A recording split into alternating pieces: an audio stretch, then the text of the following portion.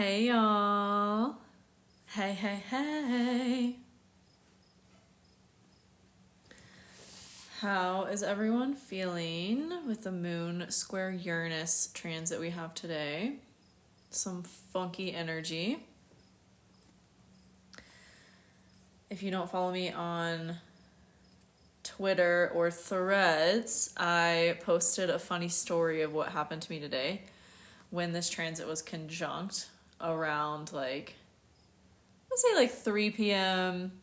2 to 3 p.m. my time. So 4 to 5 hours ago was when we had the exact conjunction between the moon and Uranus. And it was a funky couple hours there. I was sitting outside at my favorite coffee shop, and this guy just walks up and starts talking to me. And at first I was like, okay, this is, seems all right. We can have a conversation. I'll just let whatever comes through come through.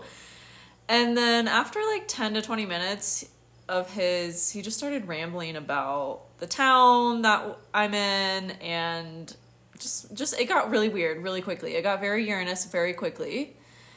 And I was seeking an out to this conversation, which I could have just been like, hey, I have other things to do, and left. But for some reason I didn't. I just stuck. I had a feeling that someone else was gonna walk by and engage me in conversation. And that's what ended up happening. It was really cool. This woman walking by signals to me you good? And I'm like, hey, I haven't seen you in so long. How are you doing? And then she comes and sits down, and we're like, hey, do you mind if we catch up to the guy? And he just walks away. I'm like, thank God. But that was my moon square Uranus weird happenstance today. Did y'all have any weirdness that happened earlier today? Because it's in the air. It's in the air, let me tell you. Gemini sun and moon. Ooh, born during a new moon. I was talking about people born during a new moon. It's Tuesday. I'm like, is it Monday? I did a live on Sunday, and there were other people on the live who had the same sun and moon sign, which means you're born during a new moon. And the new moon personality meaning for people born under this transit is that you are here to be a symbol of whatever sign you were born under, with that placement and whatever house it's in. You're here to be a symbol of something, an icon of something. I know a couple people actually who are born under a new moon in Virgo, and I believe they're all one person it's in the first house, the other person it's in the 12th house, and they're both very spiritual people. They're very which is very Virgo energy. They're very spiritual, and they're very tapped into 12th house energy of past lives. And there's one person I know who's pretty famous on TikTok here. They actually introduced me to TikTok. They're a triple Virgo, born during a new moon in Virgo, and they teach people about past lives and soul reincarnation and soul purpose and stuff like that. And then the other person I know that's a new moon Virgo baby is very into Zazen meditation and Buddhism, and theirs is in the 12th house, which is that energy to a T. Divinely inspired is a Virgo rising. Hi! My relocation chart is a Virgo rising, so I have that energy where I currently live. Although my natal chart is a Libra rising. But I really resonate with Virgos a lot. I meet a lot of Virgos. A lot of my really good friends are Virgo risings. I love Virgo energy. Any good news coming for Libra risings? I mean, I'm a Sag moon, so I feel all of life is great if you see it that way. I do feel the tiredness and the exhaustion that we've all been feeling will clear up in the next week or so, around the solstice. So I guess that would be good news for Libra risings because it's affecting Venus ruled people so much, the Venus Cazimi. And then now Mercury ruled people are starting to feel that, Gemini and Virgo risings, because Mercury is joining the sun. So we have a Mercury Cazimi coming up, as well as that Venus Cazimi that we've had. They're all traveling really close to the sun, right? They're both traveling really close to the sun right now. So I would say that's going to be an intense energy for the next week, and it will clear up once we get into Cancer season. Once we get closer to Cancer season by the 18th or so, it'll clear up.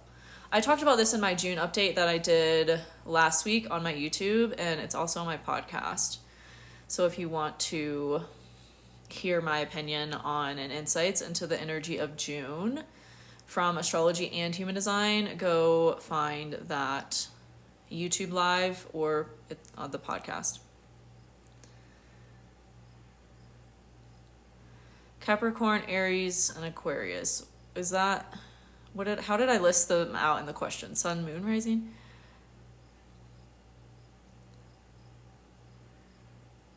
Sag, Sun, Gemini, rising. Hey, Sun in the 7th house. Love it.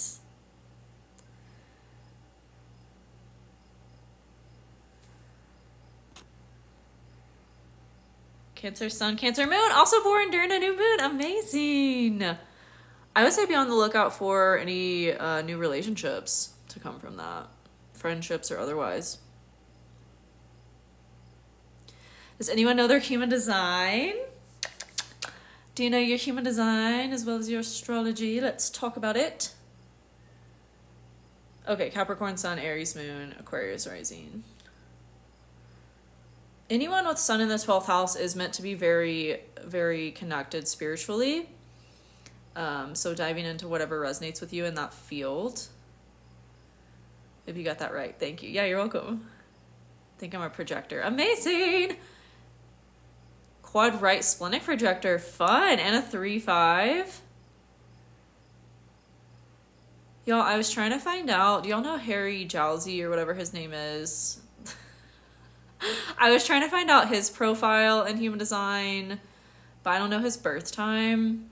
He's either a 3-5 or a 4-6. If he was a 3-5, it would make a lot of sense. But it also would make sense for him to be a 4-6 because 3-5s is like celebrity energy. Like if your profile is a 3-5, you have celebrity energy.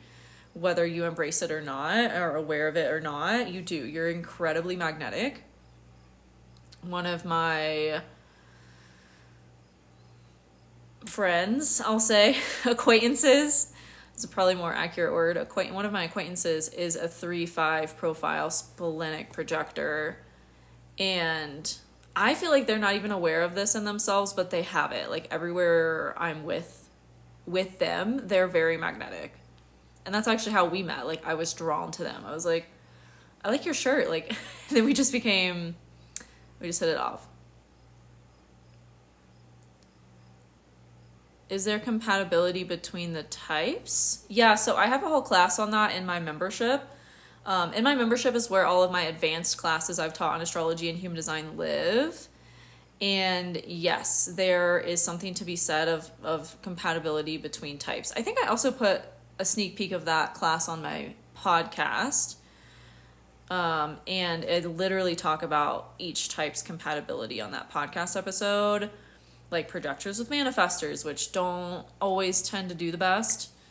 Generators with projectors, generators with generators. Yeah, there's definitely compatibility between the types for sure. And then taking it deeper, your harmonization between your profile lines, between the profile lines of your nodes. Talk about that. I go into all of this in the class, in the membership. What gates you have that connect with each other, what channels you share, if you share any, if there's dominant channels versus electromagnetic channels. Like it's a whole thing. Reading human design compatibility is like a whole thing, but my class makes it really simple and walks you through it all to understand it. I don't do weekly astrology readings with all the rising signs. No. What I do is I provide you with resources and tools to learn how to read your chart on your own in a really simple and easy way so that you don't have to rely on anybody to get your horoscope wrong or tell you some broad generalities about what could possibly happen for you this week. when you can consult your chart and see for yourself, you get a lot more clarity because your chart is a holistic picture and it can't be summed down to just your rising sign or you just your sun sign or any just one sign. Like, you have a whole chart.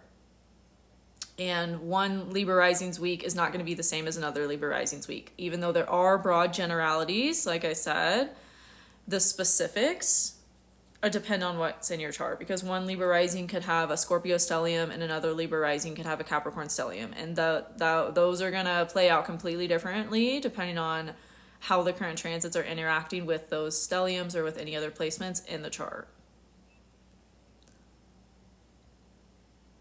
Heretic Investigator 5-1 projector. Amazing. Yeah, if you want to learn more about your human design chart, I do have a custom report that you can get walking you through everything at astrologyhumandesign.com.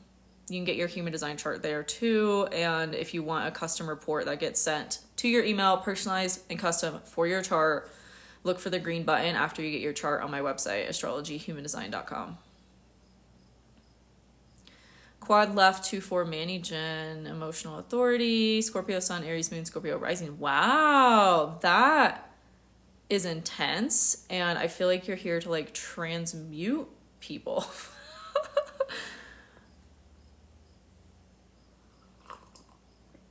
Hi, Michelle. Cancer sun, Sag rising, Aquarius moon. Love that. That is... Oh, wait, no. Britney Spears is an Aquarius moon, but she's a Libra rising. I was going to say Britney Spears. She's a Sag sun, though. That's very similar to Britney Spears. And then she's a Cancer North node. Virgo sun, Libra moon, Cancer rising. Oh, so you're ruled by the moon. I love it. The moon is in Leo right now, and as I was talking about earlier, if you're just joining the live, at the beginning of the live, I was talking about how we had a moon square Uranus transit today, and it was really funky energy earlier in the day. It was like, yeah, it was funky energy. You're becoming a nurse. Oh, yeah. Yep. Here to heal people. That's amazing. That's amazing. Ooh, we got 2 Cap Suns. Hey, Manifest with T. Thanks for being a subscriber. Scorpio sun, Gemini moon, Capricorn rising, Scorpio. Oh, that's a lot of Scorpio. Wow. Oh, so you're born around like noon. That's powerful. Capricorn rising. What's your Saturn in? I love Gemini moons. Like, I have the best conversations with Gemini moons. I feel like we can just like, we just bounce off each other really, really well.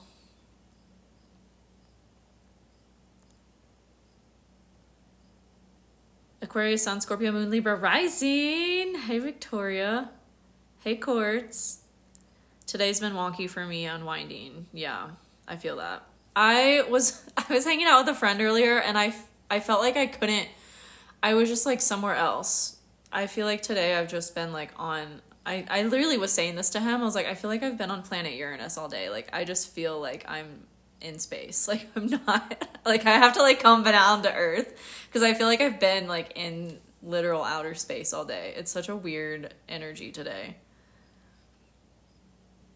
And I don't know, moon square Uranus happens every month, but for this time, it just feels different. It's probably all the Gemini energy creating this like spaciness, because like we had a bunch in Taurus that was grounding us when this transit would come around, and now we don't. Now everything's in Gemini, so except for Mars. Mars is in Taurus now, which is giving us a little grounding, but not a whole lot. Today has been a weird, frustrating day. Yeah, I feel that.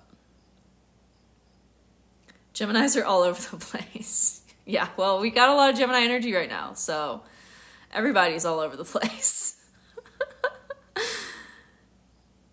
Jessica is a Sag sun, Gemini moon, Sag rising. Oh, born under a full moon. Love to see it. Called out of work today. Amazing. Tired has been a running theme today, yeah. I feel like I've been tired this whole month. Ever since this Kazemi started, the Venus Kazemi started, I've been super tired. But I'm still like doing things, but then I can't go to sleep. it's so such a weird energy. It's probably also the fact that the sun has been squaring Saturn, and Saturn's in my 6th house opposite my 12th house. And now we have Mercury squaring Saturn. So actually someone commented on one of my recent videos about how they felt like they couldn't talk today. They can't get a word out. And that inspired me to hop on live because I feel that. And I think it has to do with the Mercury Cazimi, and the sun and Mercury are squaring Saturn. So we want to be expressive. We want to like talk about things and share ideas and socialize, but there's this restrictive energy to it, and there's also this like unpredictability with Uranus squaring the moon, and this like literally earlier today when that square was exact, I felt this like charge, like it felt like the energy was surged electrically, which is Uranus energy, and it was like giving this like anxiety feeling. And now I feel more calm, but I also feel like I don't know. It's a weird day. We'll just leave it at that. Girl, I cannot wake up. Once I get to sleep, it is so hard for me to wake up. But like getting to sleep has also been difficult because the energy is so charged, I feel like. Yeah, the nerves have been zany. Yeah. Oh, Ashley's a Taurus sun too. I'm also a Taurus sun and a fire moon. Virgo rising. I love that. That's like a get shit done combo. I have a tension headache from today. I love that. Self-care. Charged but exhausting, yeah. I literally like an hour ago was like, I feel like I could take a nap, but it's evening. Like I should be eating dinner or something else. Like my body has been doing strange things lately, like wanting naps at nighttime, like right before nighttime. This sounds weird, but the second I clicked your live, I could tell you were feeling off. Oh, thanks. Yeah, I just feel off kilter. I feel like a top that's spinning, but I mean, it's fine. Yeah, me too with naps. Yeah, I think it was yesterday. I don't even know. All the days are blending together. But I took a nap at like 8 o'clock. I was like, I just need to take a nap right now. Oh, thank you, Kay. I never nap, but I have been this week. Yeah, me too, all month. Really, like on and off all month. I woke up energized, but then cried, and then found out Bridgerton comes out Thursday instead of Friday. Yeah, that's kind of the energy of today. I forgot that Bridgerton like still hasn't released all of their season. And then I saw a TikTok about it and I was like, oh yeah, that's happening. I literally forgot. Like Netflix, you can't do this to us. Like that was a month ago. It's probably because of the strikes and everything, but so I understand. But still, like I literally forgot there was more to the season. I've just moved on to other shows. I've moved on. And now I have to go back and like rewatch the last episode probably to remember. Has anything changed for you romantically since Venus entered Gemini? Yeah, I would say so. I would say I noticed it. Well, Venus did go into Gemini before Jupiter, but I would say I noticed it around that time. There's definitely been more of an emphasis on getting out and socializing more to put myself around people that I could meet to potentially date. I also re-downloaded a dating app last night just to like get in the energy. And I honestly don't expect anything to come from it because I'm not a fan of dating apps to begin with. But just to like get in that vibe of like, okay, I'm starting to put myself out there. I'm starting to socialize. I'm like setting these intentions. My Venus is in Gemini, so my Venus return chart this year, it has freaking Jupiter on it. So I know that this is like a big focus for me just because of that and my chart alone. And Jupiter is literally like right on my Venus right now. And then it will move over my progressed sun that's in Gemini soon. And then I also anticipate when Venus and Mercury move over my progressed Mercury and progressed Venus that are in Cancer that will be also a focus there. And then my 7th house ruler is going to move over my Venus pretty soon. So yes, it's a huge focus for me right now. Not just because of Venus being in Gemini, but because of everything else that's going on in my chart. But yeah, I've been meeting a lot of guys. I've just like been, nothing's like come from any of the interactions I've had, but I have just been socializing more with that energy, if that makes sense, and like putting myself in more situations to meet people, to meet a potential date. But yeah, I don't even want to say that about my town, because I have high hopes. I'm also guilt, motivation, and human design, so I'm supposed to like take action to initiate things and like solve the problem of me like wanting to have a partner and feeling like I've been single for so freaking long. So everything in my chart is a factor, basically, is what I'm saying. But yeah, I definitely noticed a shift the minute Venus moved into Gemini. I was like, oh, all of a sudden I'm seeing higher quality guys, and I'm like wanting to dress nicer, to like, yeah, put my feathers out there like birds do. Is now a time to be flirty in general? Yeah, I would say it depends on your chart, where you have Gemini in your chart, but yeah, if you want to learn astrology and like the basics of how to read your chart, take my astrology crash course. It will walk you through the basics, and that is in my profile link in my store. But yeah, I would say Gemini energy in general is like, yeah, flirty, looking at people, because Gemini loves beauty, especially Venus in Gemini loves to like see all the beauty that's out there. So we're feeling more social in general, and like that's the potential energy right now to act on or not, depending on what else is going on in your chart and where it is in your chart. But for in general, we're in this vibe and energy as a collective of socializing and putting ourselves out there more to meet people, whether that's romantic or not.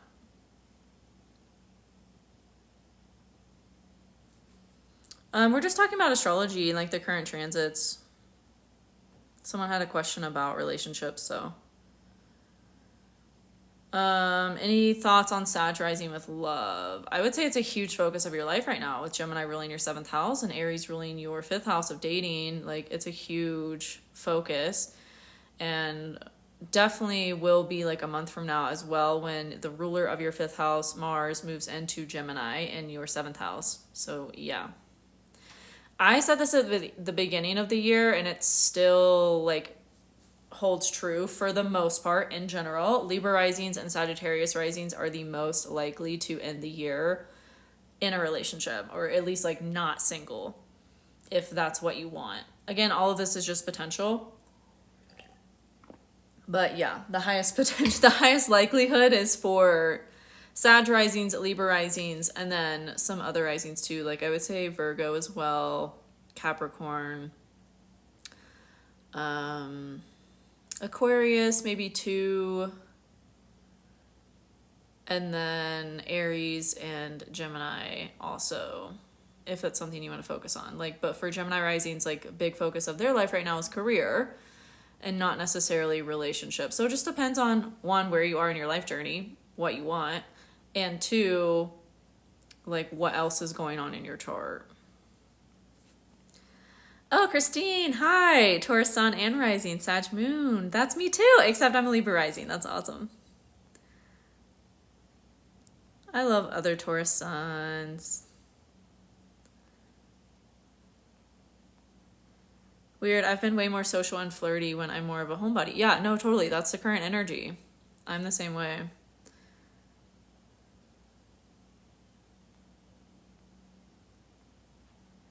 I'm the same way. If you're a Sagittarius rising, Gemini rules your 7th house. I wouldn't trust Astra, whatever the fuck that that app is everybody's talking about. I wouldn't trust it. I don't trust astrology AI. It's gotten so much of my shit wrong. Get my ebook, learn to read your chart. That will help you so much more than astrology AI bullshit will. I promise. That shit's just going to confuse you, because it even confused me. And this is my profession. Not a fan of astrology AI, at least right now. It might be better in like a few years, 5 years. I don't know. I don't trust it right now. Don't trust it. Yeah. I hate CoStar. Let's not talk about CoStar. CoStar exits the conversation. No, not a fan of it either. Not a fan. Yeah, my Sag Moon's gonna tell you straight up. Straight up. About Taurus risings, should what? Expect anything major, some change, some action? Yeah, Taurus risings are really going through it, and have been for the past 5 years. 5 to 6 years, because Uranus has been in Taurus, and Uranus is the planet of chaos and sudden unexpected changes. So, which Taurus does not like change. Taurus does not like when you switch things up. Taurus does not like to be asked to move, or like, unless it's on their own time, or like it makes logical sense. But Uranus brings the like, oh, I thought I was going to do this for 5 years. Nope, now all of a sudden I cannot, and I need to change all of a sudden right now, tomorrow, today, yesterday. That's Uranus energy. So with Uranus being in Taurus, it's like bringing that energy to Taurus. So it depends on the degrees of your rising. If you want help learning how to read your astrology chart and understanding what I'm talking about when I say degrees and houses and the transits, like take my astrology crash course. It's only $100. It will walk you through everything. But basically what I'm getting at is that, yes, Taurus risings are experiencing a lot of change in terms of their identity and appearance because of the Uranus transit. And that will ease up in the next year or two, but it has been a focus, like I said, for the last 5 or 6 years. Y'all are really in this massive rebirth energy. That's requiring, it's almost like requiring scorpionic energy of Taurus risings to like embrace change and embrace how the ocean is changing your tides. Oh, that's why this is happening. Yeah.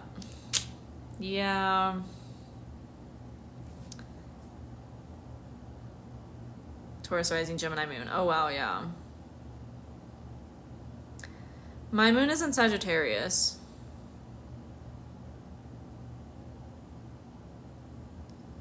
One thing about Sag is they gonna tell you like it is. Yep. Ain't gonna sugarcoat it. I like the pattern. The pattern's a good app, but if you're looking for free astrology apps, I'm not the person to ask, because I don't like any of them. It reminds me of that Drake audio. It's like, I don't like any of you. Like, I don't like any of the free astrology apps. I truly don't. I use AstroGold. Their app is like $40. You pay for it once. I've had it for 4 years and I've never used any other astrology app because it's fucking amazing. It's the best. It's what I use in all my videos. It also has an interpretations feature. It will tell you about stuff. But you literally won't need to use an astrology website, because it will calculate your progress chart. It will calculate your solar return chart. It will calculate your Venus return chart. It will tell you the transits. You can store charts, like have favorites. So that's my favorite astrology app, AstroGold. Don't like any of the free ones. Don't recommend. I think the pattern's improved. It's gotten a lot better, but I don't like anything that doesn't teach you how to use the tool yourself. I'm not a like go for crutches girl. Like I want to know how this shit works, and I want to understand it. I want to be able to look at my chart and understand what's going on. I don't want someone to always tell me what it means. Like, I want to have the tools to be able to read it. And that's why I teach astrology, because you literally get to consult your handbook at any time. You don't have to rely on anyone else to like read it for you if you know how to read it, which is just a skill you can learn. You can learn how to read your chart. It's really easy. It's really simple.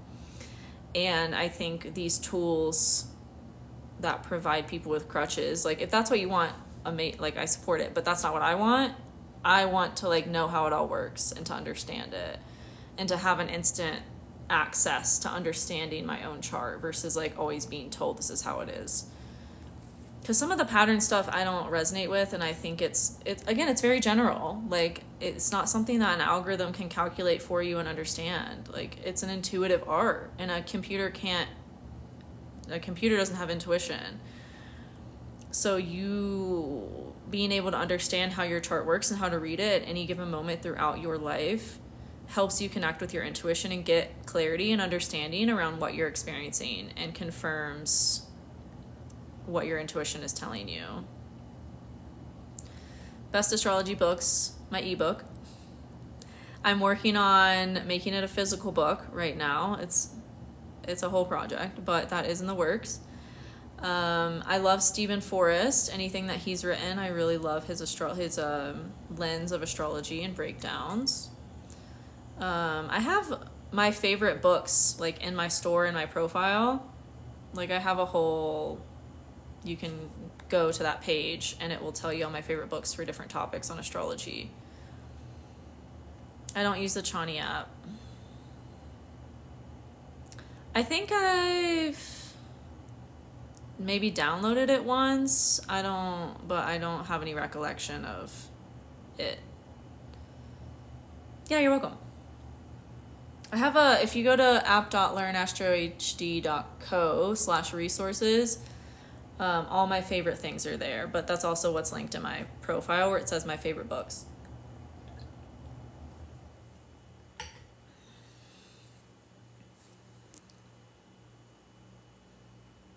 Scorpio Sun, Cap Rising, hi! Ooh, and you're a projector, amazing. I love projectors. Embody Sag for your part of fortune. It depends on where it is in your chart and if it's aspecting anything. I feel with Sag Moon I need adventure, yeah. For sure, we crave it, and we become so stagnant if we don't have it. Like, I have to go on a trip like once a month. Even if it's just like a little road trip to somewhere 2 hours from me. Or like a 30-minute drive up a mountain, and I like go on a hike or whatever. I have to do that. Yeah, with a combo of Taurus Sun, Sag Moon, for sure.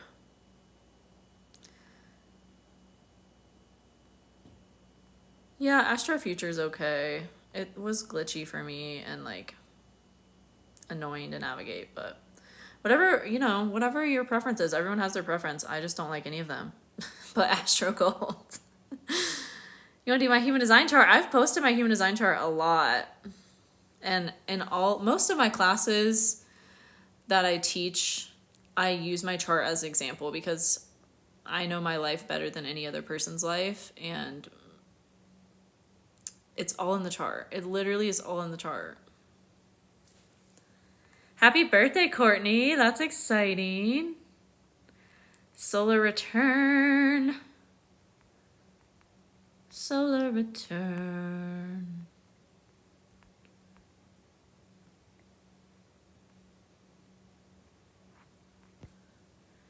Yeah, I don't know. I don't feel like telling you what that means without being paid. Because like I said, this is an intuitive art. And to tune into that for you takes energy. Where do I look in human design for a career? You gotta look inside, girl. You gotta look inside. What do you want to do? Because human design just tells you how to get there. It doesn't tell you what you should be doing. None of these things really tell you what you should be doing. Like, none of these things are here to give you the answers. The answers are inside of you. They are literally inside of you. And these tools just confirm what's inside of you and give you a way to understand that like intuitive knowing and to act on it. The confirmation and the like, maybe the confirmation and the validation you needed to act on. Like, oh yeah, I did want to make jewelry. I do want to make art. I can make money from that. Like, it confirms what's within you, but it's not going to give you the answers. Thanks, Miranda. I appreciate you. All right. You want to be a rich housewife? Fuck yeah. Like, start watching Sheer 7 if you haven't been already.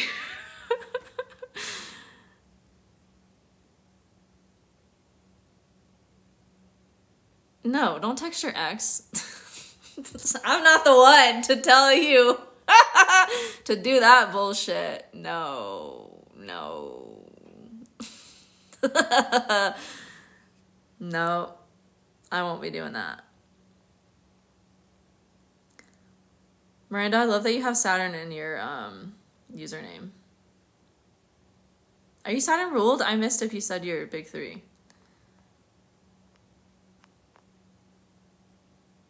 You got a lot of Capricorn energy on here, I feel like. I've been seeing a lot of Cap energy, a lot of Taurus. We love it. A lot of Libra and Virgo.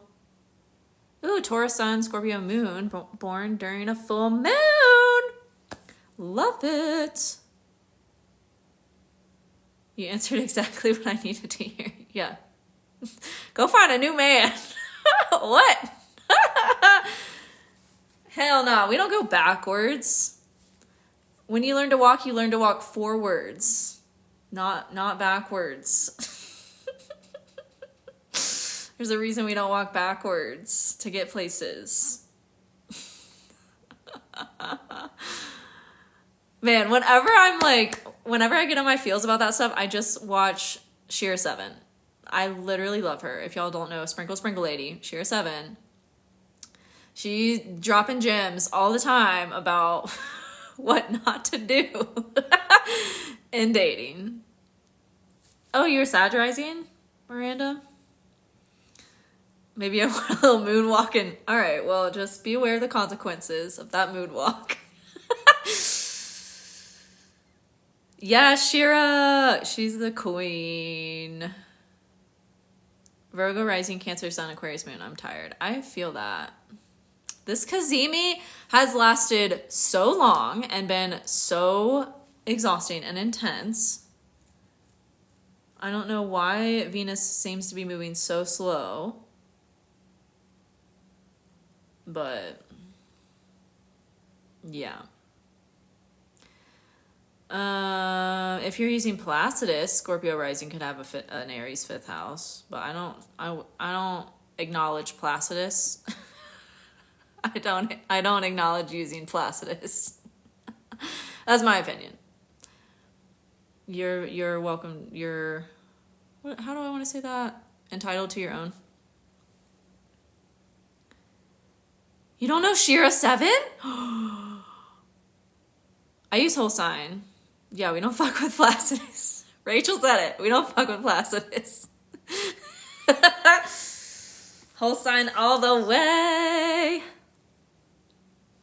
Whole sign.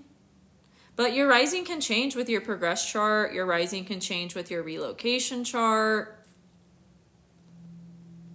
I mean, literally, it all says the same shit.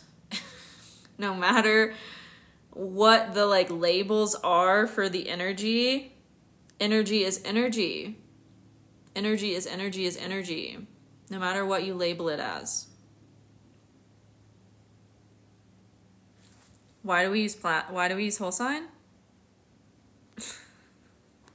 It's the superior. No. It's just easier. It's simpler. It makes sense.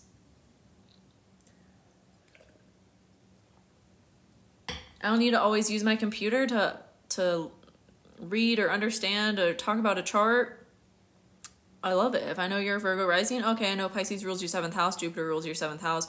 Where's Jupiter right now? Jupiter's in Gemini, so Jupiter is in your 10th house as a Virgo rising. So your focus is on career. Your focus is on changing careers, expanding in your career, doing what you want to do, putting a lot of feelers out there, right? I can deduct that from just knowing someone's rising sign because I'm using the whole sign house system. It simplifies everything about astrology, and that's why I love it. Because this shit doesn't need to be complicated. I don't acknowledge Vedic astrology either. Unless you live in Vedic culture and live in places where they arrange marriages, sure, Vedic astrology might resonate with you. You might find it useful in your life. I don't know. I don't live that culture in this life. We live in the Western world. I live in the Western world. Most of us on this app and live live in the Western world. So it makes sense to practice Western astrology because it is a system that was created for the Western world in which we live. It's a way to understand how you're meant to move through the program, the matrix that we inhabit, that we live within. How do I do that so fast? Because I've been doing it for 7 or 8 years. 7 or 8 years. When Western people follow Western astrology. I know, it's a wild.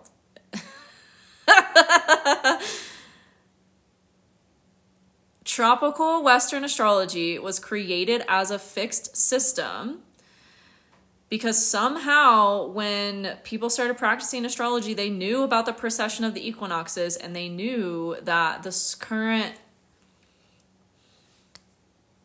map of the skies from our perspective here on Earth was constantly changing because of the precession of the equinoxes. Like right now, the difference between Vedic and Western is or sidereal and tropical, I'll say, because Western is a lens, Vedic is a lens, tropical and sidereal are calculations of astrology, and sidereal goes off of the current constellations where the planets are in the zodiac belt that we currently can see from Earth.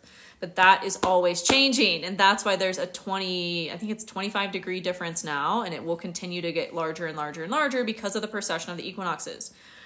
And so Western astrology, tropical astrology, was created as a fixed system so that it's not always changing like sidereal astrology will be forever. Eventually, like those who follow sidereal, it's going to be completely opposite. If humans are still on the planet in like hundreds of years or thousands of years, which they probably will be, and if people are still following sidereal astrology, then they'll be like, you know, in Western astrology, it'll be Aries season, and for sidereal, it'll be Libra season, which is like, why? Again, my whole like view of this system is that it doesn't have to be so complicated and hard. Like life, we already make life complicated enough. We don't need to complicate these systems that are trying to help us live life better and more synchronistically, more in harmony with our soul's purpose. So that's why I practice whole sign Western tropical astrology. Oh, I've spilled the tea on August. I did a whole video on it, and I talked about it in my membership. I've talked about my membership quite a bit, done deep dives. Because August looks crazy. We got a full moon at the same time. We have 2 T-squares in the sky. Yeah. Yeah. One of those T-squares is with the full moon and Uranus. Oh, you watched the video. Okay. Yeah, I mean, nothing else really more to say about it until we're living it.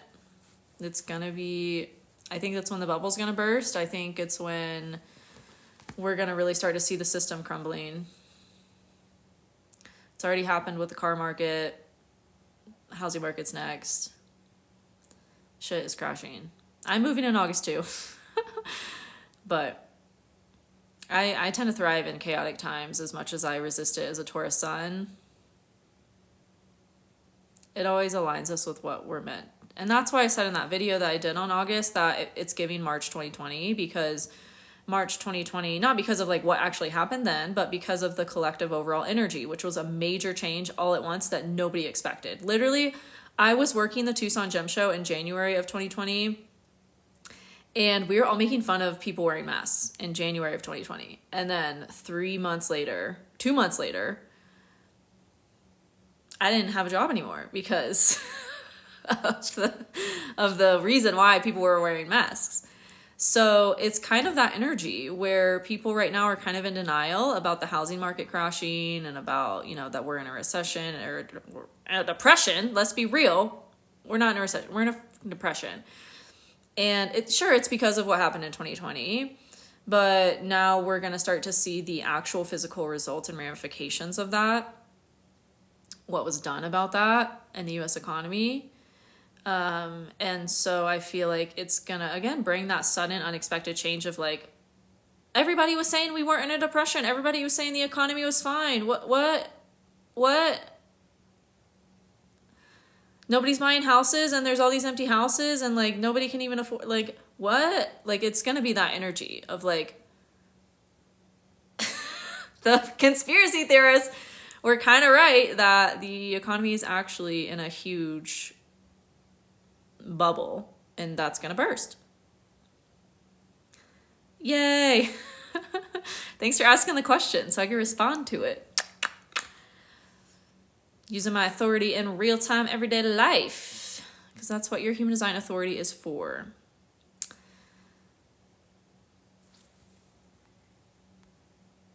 Sag Leo. Oh, I love that. Sag Leo.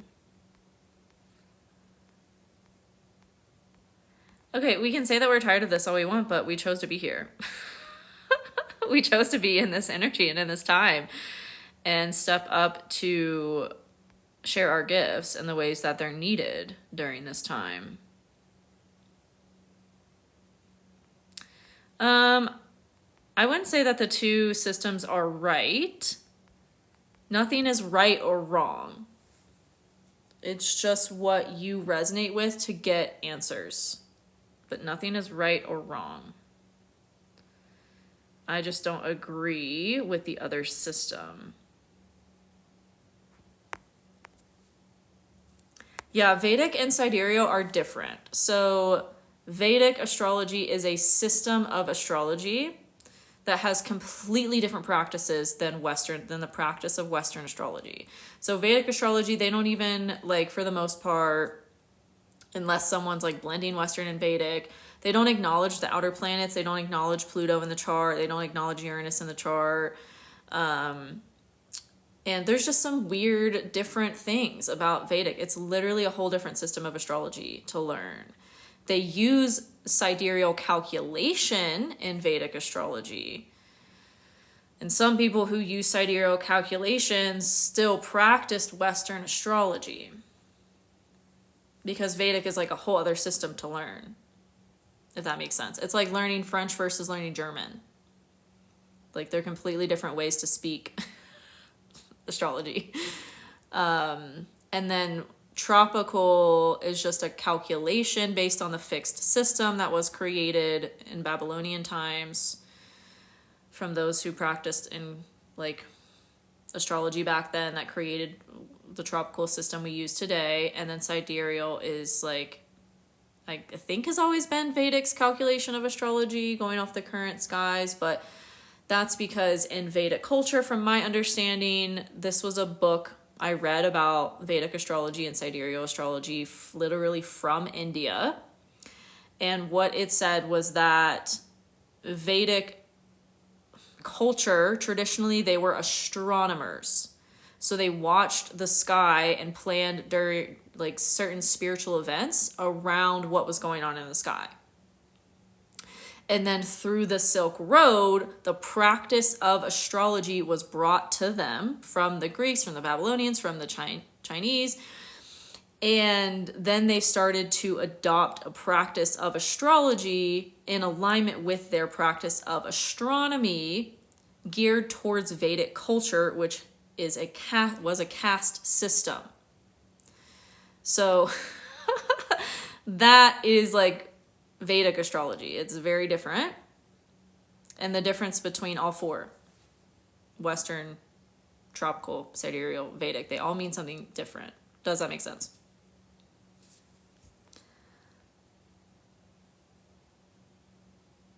I bet most people in this chat could buy a home right now. I'm just confused why you feel this way. Are you saying that to me? I mean, it depends on where you live. But where I live, the average home price is over $1 million where I live. And like you can get, yeah, sure, I could buy a property right now for $300,000. That's like a 400 square foot studio. But that's not what I want to live in.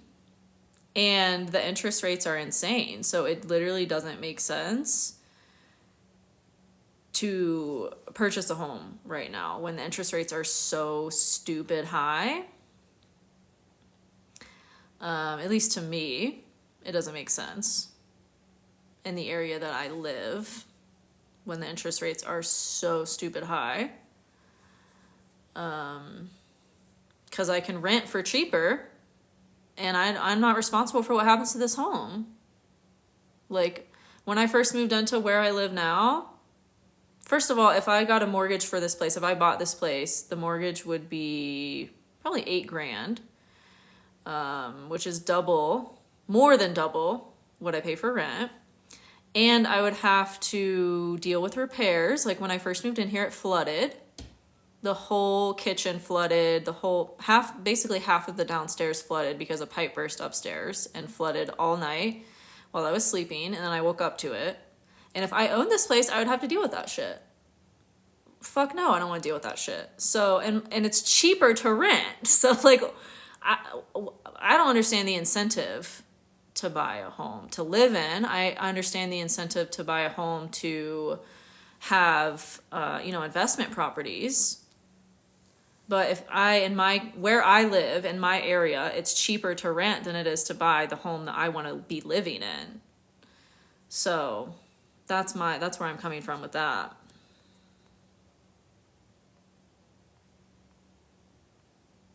Girl, I can only afford a Gatorade. Yeah, tips to prepare for August. Act on your intuition. If your intuition is telling you to start sharing your tarot readings on TikTok, fucking do it. If your intuition is telling you to start a YouTube channel, fucking do it.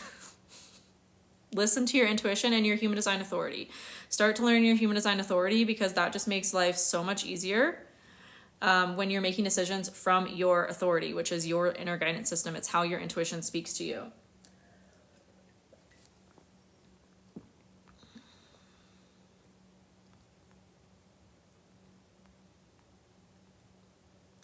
I know America's astrology looks challenging the next year or two. Yeah, for sure. I mean, we just had our Pluto return, so yeah. And then I was just looking at it again too, because I was wondering, because Uranus is about to move into Gemini next year. And the last time Uranus was in Gemini was when the Civil War happened. And the US is a Sagittarius rising. So whenever anything transits to Gemini for the US, it's in their 7th house of the other. What was a civil war? Literally a split between the people of the United States. And Gemini, kind of has that energy because it's Mercurial, and Mercurial has a dark side. So it's literally kind of like the splitting of energy. So Uranus is going to be transiting through the US's 7th house again, starting next year. So yeah, things are going to get interesting for sure.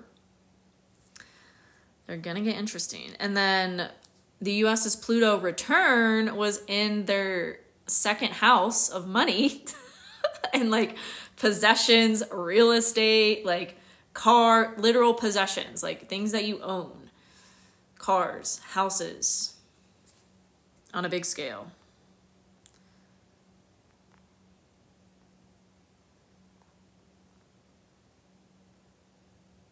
How does the dark side of Mercury connect to Virgo? Well, Virgo is the yin energy of Mercury. And have y'all met like female Virgos? I feel like I don't need to say anything more.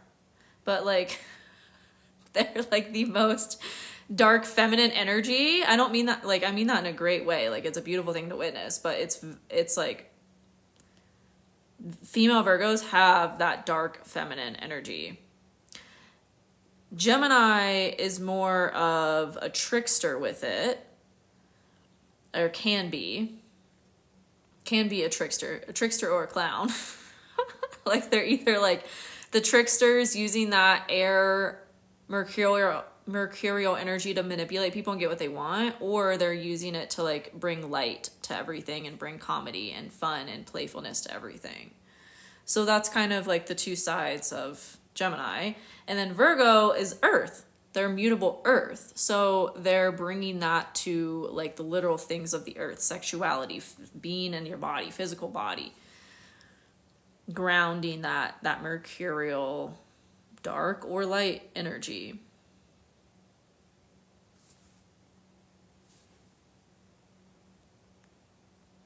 You're a female Virgo? Yeah. Thoughts on Neptune and Aries? I was talking about this in my membership Q&A. I do a live Q&A in my membership 4 times a month, and it's like a Zoom room. We get to like see each other and talk to each other. And we were talking about this because I was talking about AI and how AI is like blown up in the past year or two since Pluto's been in Aquarius. And it's gonna just amplify when Uranus moves into Gemini. And Neptune and Aries, I feel like, I don't know, because Neptune doesn't want to be defined. Neptune is very etheric. It's very like, even just tuning into it right now, I'm like, Neptune is like, yeah, you're not going to understand me until we're like in the time where it's happening and you're like, oh, this is why that's happening. That's very Neptune. It like doesn't want to be nailed down. It doesn't want to be like predicted and confined into a certain energy. So it's hard to tell you what that will be like, is what I'm getting at. But it will be, a lot of us are going to really step into a new version of ourselves, spiritual awakening, as Neptune is wrapping up its cycle through all 12 signs. And it being in its home sign right now at the 29th degree, like we're all kind of learning more and more how to live in alignment with our intuition and getting clarity around that through spiritual awakenings of whatever is needed for us, if that makes sense. Go Neptune. Yeah. It's like the ocean. Like, you can't predict what the ocean's gonna do.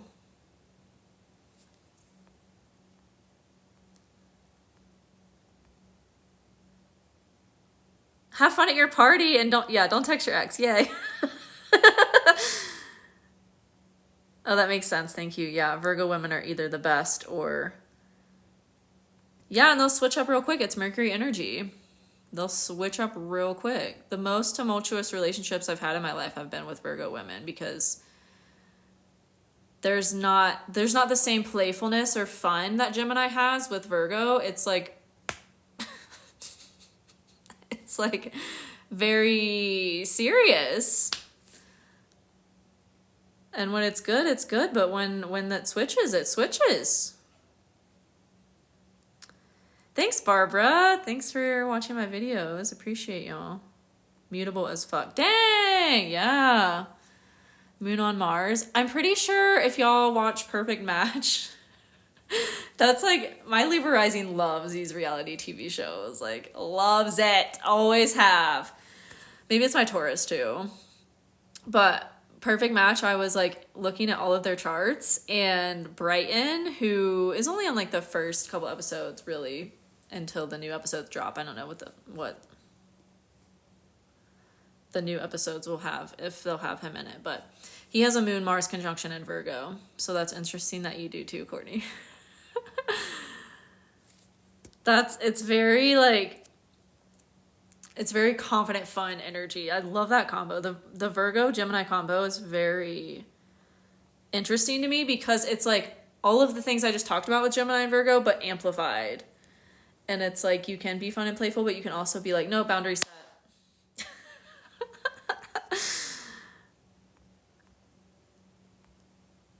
Capricorns? I honestly haven't met a lot of Capricorns.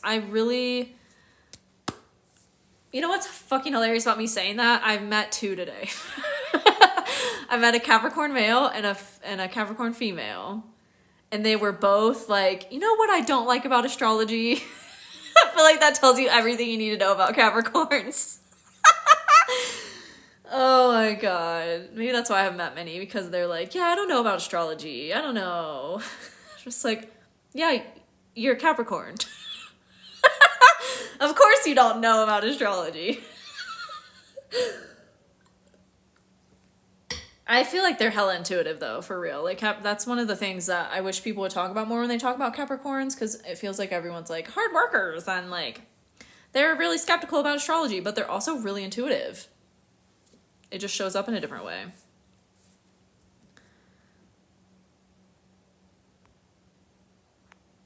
Yay! I'm glad you're learning.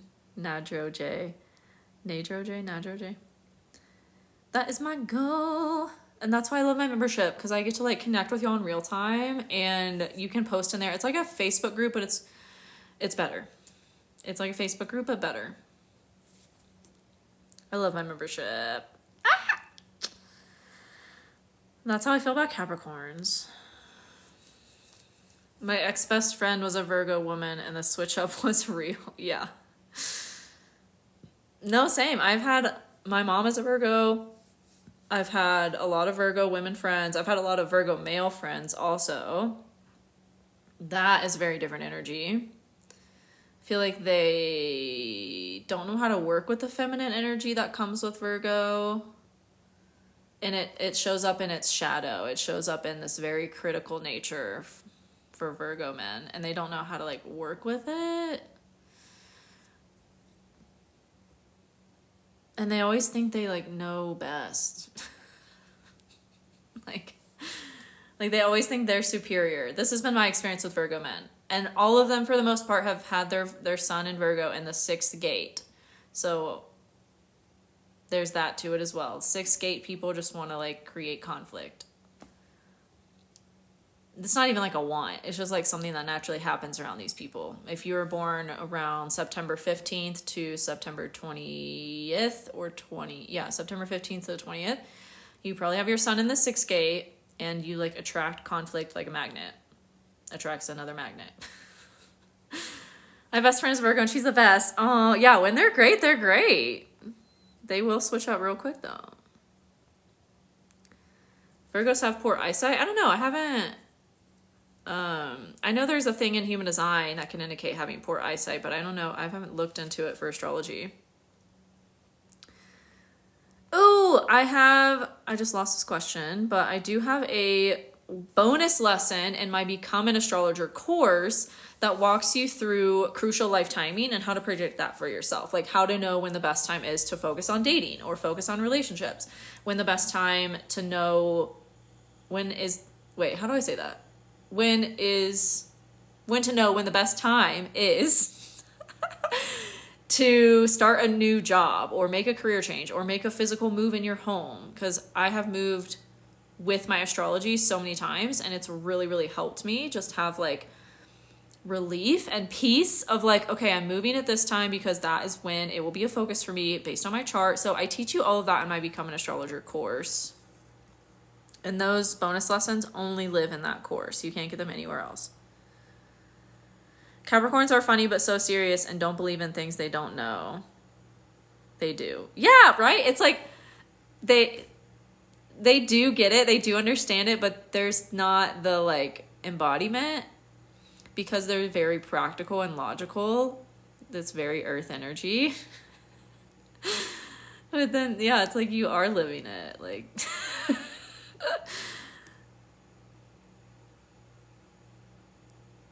I think Capricorn Venuses are fun.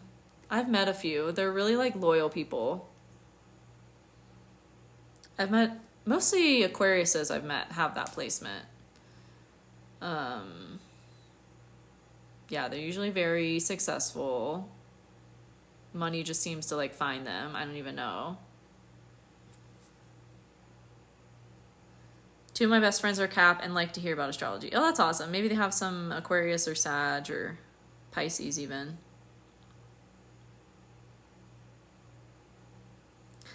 Yeah, tons of Virgos. Same. I think I meet more Virgos than any other sign. I've been meeting a lot of Tauruses lately too. Like since Uranus has been in Taurus, they've been coming out of the woodwork. I didn't meet Tauruses for ever, and now I'm meeting them everywhere. I'm like, oh my god, yay. Yeah, they think that their opinion on whatever is superior. Like there's this Virgo that I know that goes to the coffee shop that I go to, and we're acquainted, so like we'll talk to each other sometimes. But I have to stop. I can only let the conversation last for like 5 minutes because eventually he'll just say something that's like very judgy and very critical. And I'm like, I can't do this. I can't be criticized every time we're having a conversation, like because you think I shouldn't have an Apple Watch on or something, or like whatever it is, like, or because I drove my car here and you rode your bike. Like, I don't like riding bikes. You like riding bikes. That's great for you, but I don't. And I don't think you should expect me to also want to ride bikes when I don't, just because you do. That's my experience with Virgos sometimes. I love Leo men. I love Leo energy. Like, it's like the inner child. Leo to me is like the inner child. One of my really good friends is a Leo. And I love them. They're great. You're Cancer and you meet Cancers everywhere? Oh my god, that's awesome. I feel like meeting a Cancer for me is rare. I know Cancers, but we don't like stay in touch and like hang out a lot.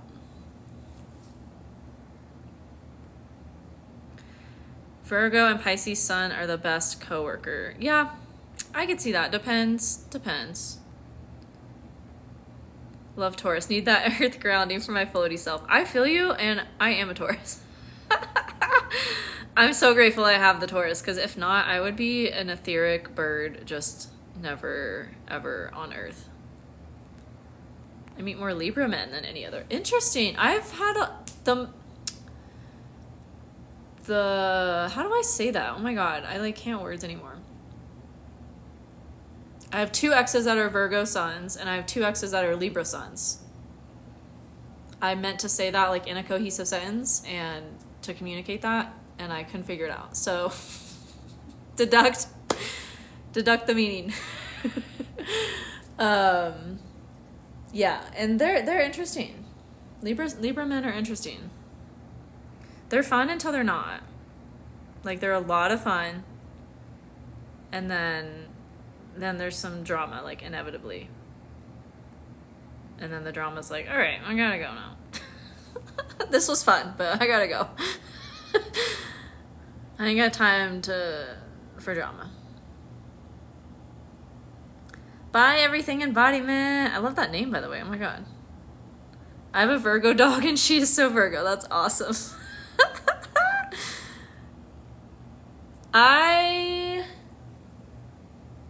Well, my good friend that's a Leo is gay, so definitely embodies more feminine energy.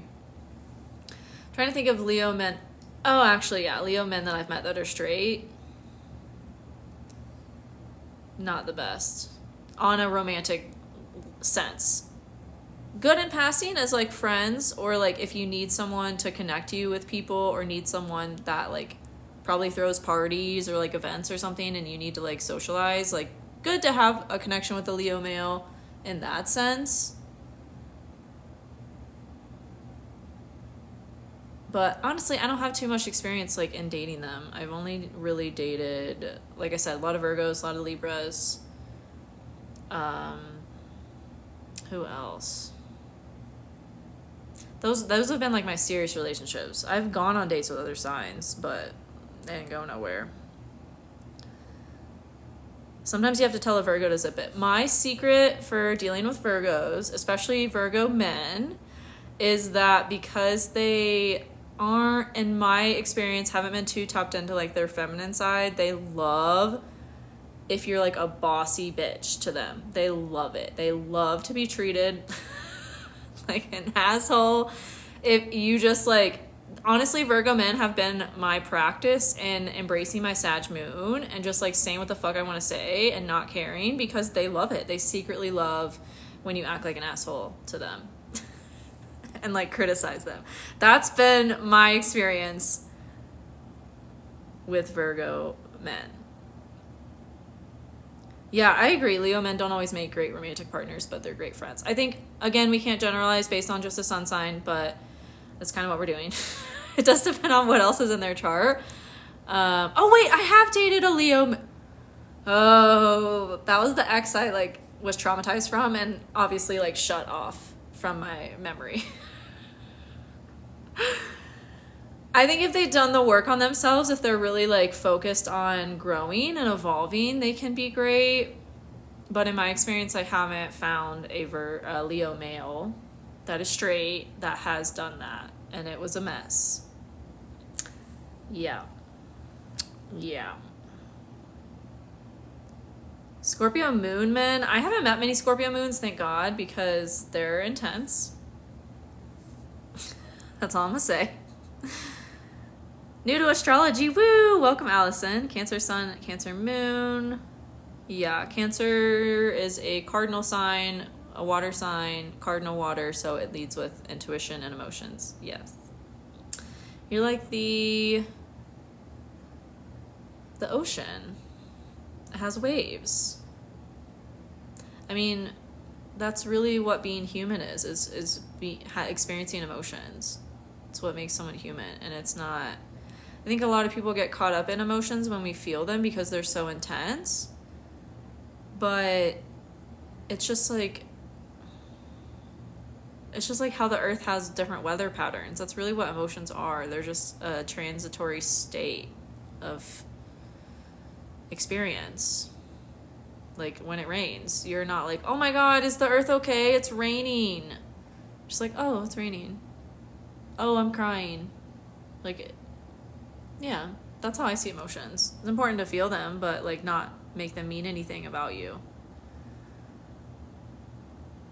As all water, big three, my head can just exist in the spirit realm. I feel that. I have a grand shrine in water.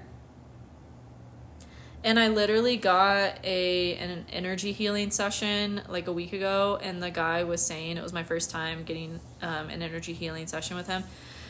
And so he was like walking through like how he felt my energy and stuff, and like he was like, you're an etheric soul. Like, you spend so much time in space. You need to ground, girl. And I was just like, yeah. I mean, that's why I get astrology, though. That's why I love it. Hey, Marina. My mom is a Scorpio moon and Cancer sun and rising. She's very emotionally intense. Yeah. I was just talking about this with someone. It might have been my astrologer friend. I don't remember who it was, but we were talking about all the different water signs, and how Cancers and Pisces, I feel like, are like true water signs. Like, you know what they're feeling, you know what's happening with them, and they're probably, for the most part, not going to deny it. They're probably going to tell you that like they're feeling sad, or like I'm feeling overwhelmed, or like whatever the feeling is, right? They're going to probably be like, they're going to acknowledge that they're feeling that way for the most part. And then Scorpio energy is like, you can tell that they're pissed. You can tell that they're not okay. And they're just like, yeah, I'm fine. But they're not. And so I think that gets like very exaggerated in Scorpio moons, because the moon is exalted in Taurus, which is the opposite sign of Scorpio. So the moon in Scorpio is in fall. And that can be a challenging energy to work with, because the moon rules our emotions and like our emotional state.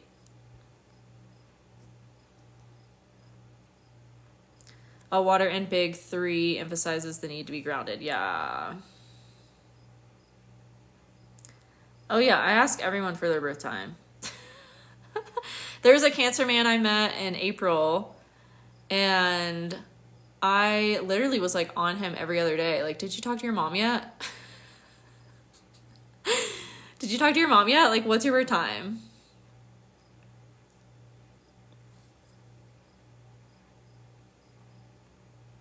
Aquarius moon, we love it. My progressed moon is about to move into Aquarius on the solstice, actually. I'm so excited. Oh! Lena and Amber found the same. Y'all have the same big three? That's amazing. I don't think I've ever met anyone with my same big three either. And I know a lot of people who are born on the same day as me. Triple Sag, love it. I'm not doing readings at this time. I did not find a healer on TikTok. I found them through my astrologer friend in town, actually. Someone I met locally. I prefer to get things like that in person. And thankfully, I live in a place where there's a lot of that. This is a very spiritual place. It's like known for that. but you can find it anywhere for sure. Gemini stellium. Wow. Yeah, I feel you. I know a couple people with Gemini stelliums, and they're all over the place. They're all over the place.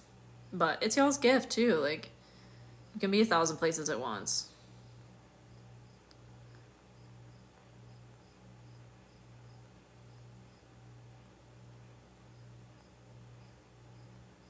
Wait, I just missed a... Yeah, you can't really pull a chart without a birth time. What I do for... So I was telling y'all, I look up all the perfect match people. And none of them have their birth time on the internet. So I use noon. And if their moon sign changes with that time, like if... So it's tricky. Because the moon changes signs every 48 hours. And if someone you don't know their time, they were born on a day where the moon changed signs that day, it can be tough to narrow that down. But also it can, if you know a lot about astrology and you've like feel comfortable in diagnosing them basically as like one moon sign or the other, then you can deduct more about what their birth time probably is.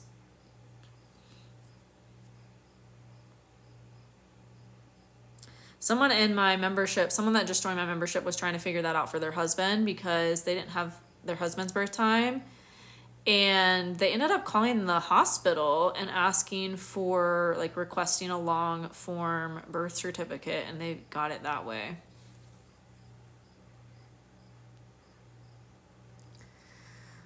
You can calculate your progress chart on any astrology website. I use Astro Gold.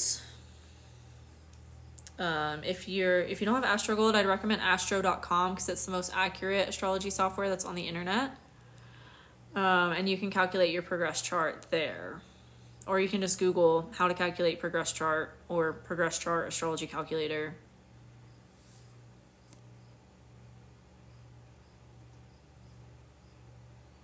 Oh, she has the same for all her three. Okay. Yeah, I mean, when I learned this, I was like, wow, your chart really is so unique. Like, the chart that you have is so, so, so unique. Like, it is really, really rare to meet someone who has the same big three as you because there are 1,440 combinations of sun, moon, rising.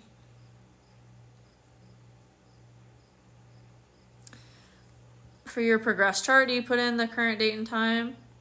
No, you go off your birth time, and then I think it will just automatically use the current time and date. I have a whole class on it in my membership if you want like a video walkthrough. Yeah, I have a whole class on calculating the progress chart and how to read it in my membership. I live in Boulder, Colorado.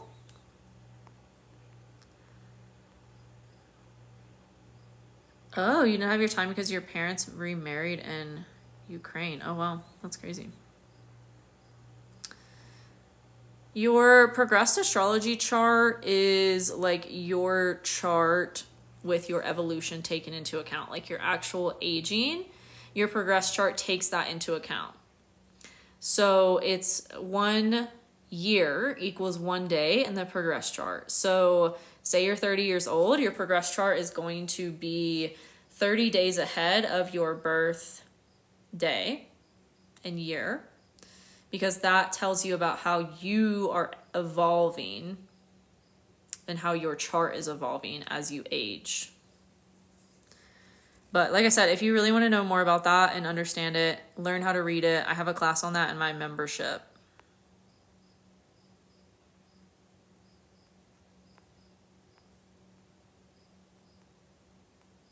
I have Aries twins. It's so interesting. Born in 3 minutes. They're totally different. Yeah.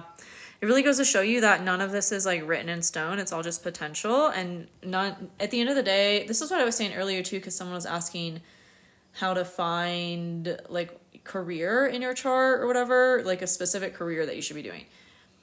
And like, it's not going to tell you that information. It's just going to tell you the potential of what's possible. Like if you have a Gemini midheaven, you're supposed to communicate your ideas through writing, through speaking. That could literally be Tony Robbins, or that could literally be your, Harper Lee, and you write books. Or that could be thousands of other things. So it's just going to tell you the potential. And this is really what we see with twins, is like they're different people because they have different life experiences, and they have different desires, and they have different wills, right? We all have free will. So your chart doesn't predetermine how you handle the energy that it has, if that makes sense. And we all have, like, no one has the same two experiences through life. Nobody.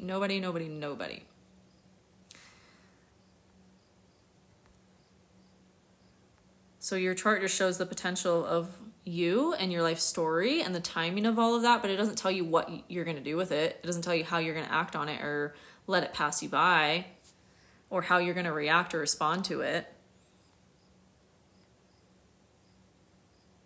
It just gives you the potential.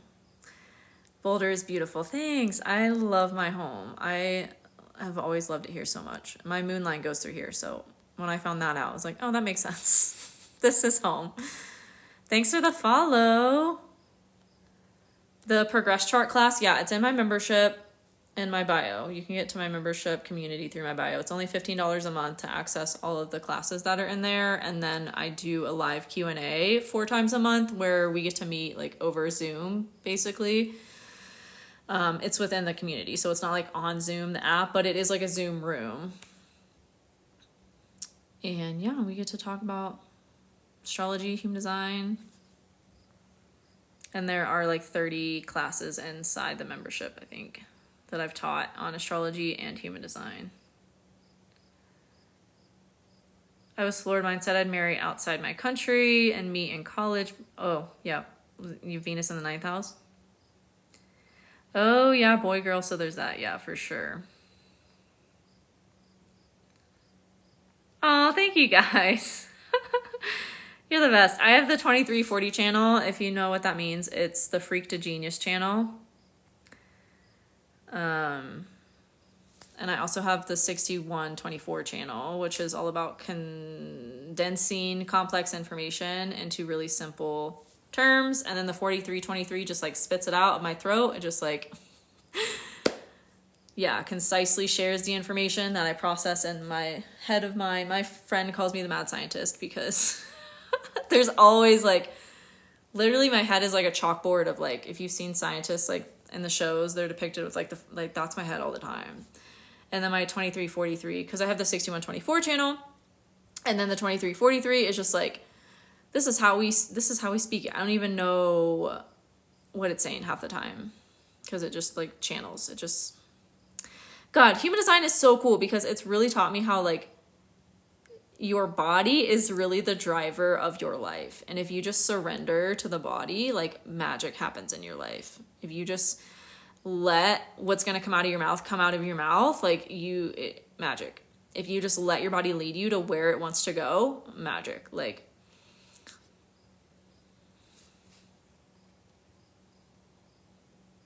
really? Who says it's a no-no to look into a child's chart? I am so excited to have children and use their guidance systems and teach them how to use their guidance systems. Like, your astrology and human design are your user manuals for life. Like, you get to understand how someone's energy works, the potential of their life, why they communicate the way that they do, why they initiate things the way that they do, why their energy is the way that it is. Like, I feel like it's a no-no to not look at your child's chart. Like, everybody should be. And this is also why I want to teach astrology, because if you know how to do this for yourself, for your family members, for your children, for your friends, for your partner, like, you can understand so much more about how to relate to people in your life, how to understand them, how to accept them as they are, and like nurture them and support them as they are. And for children, like, raise them as they're supposed to be. Like, raise them to embrace and understand their own unique potential and how to work with that energy. I think we should teach astrology and human design in schools. Like, I think all the children need this. Oh, I just did my last membership Q&A was about Chiron. I have a blog post on Chiron. I love Chiron. I think it's one of your most important astrology placements because it tells you about your wounds and how to heal them. Yes, the 2343. Oh, you have it too, Julia. Cool. I watched a video where you said start anyway if you're still learning. I want to. Any thoughts? Yeah, I mean, I wouldn't be where I am right here with y'all if I hadn't started when I started. And really, it was just like people were coming to me for it. It wasn't a conscious decision of like, I'm going to do readings. And this is very manifesting generator. It's like, I'm just doing what I love. I'm just talking about astrology all the time. I'm just talking about human design. And then people were like, I want a reading from you. And back then I wanted to do readings, which now I'm at a point where I don't want to. I want to teach. I would rather teach it and like help y'all work with your chart and understand your chart and like be here as a guide for that. But I don't want to do readings anymore. But anyways, when I did, everyone was coming to me. Everyone was asking me for them. And I was just like, oh, I guess I'm doing this now. But yeah, I would say just start. Don't hold back when you're around people or if it's on social media and you like realize that because someone you just met has Mars and Leo and you realize this means that, like, don't shy away from sharing that information. Because that's how I've built what I've built here was just by sharing all my shit for so long that it's just compounded and became a whole business. Hey, Amelia. Channel numbers, 6124 is, I forget the name of that channel. Is it the channel of mystery?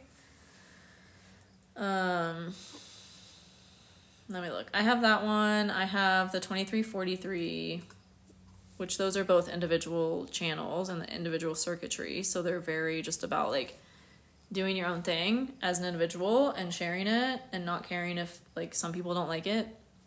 Whatever. I'm not your person if you don't like me or what I have to say. And I think that scares a lot of people off from like sharing, but like literally it's a form of protection. It's a form of protection from wasting energy. Like if someone's trying to fight you about something, y'all probably shouldn't be talking. Like it's a waste of energy. It's a form of protection. Like that person's probably not meant to be around you. Anyways, what was I talking about? Oh, the channel name. No, it's called Awareness. That's what it's called. So 24, 61, 61, 24, however you want to fucking say it. It's the same channel. And then 4323. 4323 is a really common channel because it's in opposition that creates the channel. And there's 43 people watching. Oh my God, I love that synchronicity. So 43 is Scorpio and 23 is Taurus. And so if you have anything in late degrees, I'd say like 18 to 23 degrees, because basically in human design, I talk about this in my ebook. Each gate in human design corresponds to a set of degrees within a zodiac sign. So 2343 is, I think, about 18 to 23 degrees of Scorpio. This is where we get really specific into the minutes as well, which I have a guide to in my ebook to which gates represent which zodiac signs down to the minute, degrees and minutes. But this channel is really common because Taurus and Scorpio are opposites. And when the sun's in Taurus, the Earth's going to be in Scorpio. The nodes are in Taurus and Scorpio. You know, it's a really common channel. Is what I'm getting at.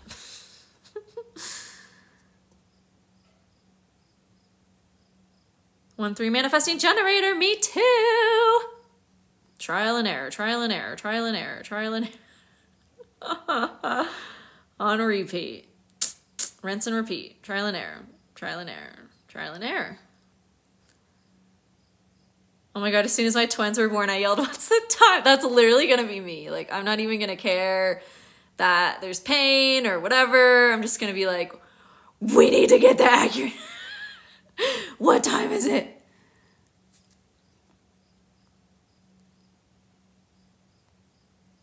I was told to wait until they're, who told you that information? Oh my God. Ruby! Hey Ruby, if you're still here. The 659 channel is a channel of mating. I have, how do you find out what channels you have? They're in your chart. So if you have my custom human design report, so you can get your human design report from my website, astrologyhumandesign.com. Once you get your human design chart, go scroll under it. There's a green button that you can purchase a report that is like 30 plus pages, unique and personalized to your chart, that will tell you all about your channels, your gates, your centers, your profile, your strategy, your authority, your not self theme, your incarnation cross, it literally tells you everything. And if you have a first line like me and you want to know exactly what it is in it, it is all listed out on that page where you get your human design chart. Just scroll down a little bit more. But yeah, if you want to learn about your channels and what they mean, that's what I would recommend getting, is my custom human design report, because it will tell you all of that.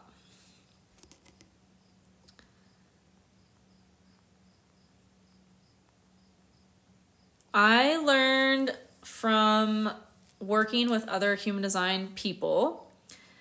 I learned astrology mostly just by self-taught and books. I still to this day have not taken an astrology or human design course. I really learned a lot through practical application of the knowledge and just having a database of people's charts and like studying everyone around me. I've said for the longest time that my life is my case study. Like everyone in my life is my case study. And so I literally will use the people I know in my life's charts to understand more about certain things, and celebrities as well. Like I was telling y'all, I looked up the cast of Perfect Match and their charts. So I'm just always looking up charts and like using that to learn. And then for a while it was doing readings and getting feedback from readings. That was like when I first was starting my practice and charging for readings, the very beginning of my business. That was back in 2020 and some of 2021. And then I made my ebook on astrology and human design to like help people understand the language and the system. Then I built my courses after that. And it's all like I include in my ebook not as much because it's written, but I do this still in all my classes. All my courses are like, I bring in practical examples from my real life, because I literally like this, it is my life. I study everyone around me all the time. Yeah, I do have a course. I just launched a new one. And then I have all of my advanced classes and concepts and things live in my membership, because that's more of a community for those of you that already kind of understand the systems and just want to take it further, want to advance your knowledge. But yeah, my courses are geared towards beginners.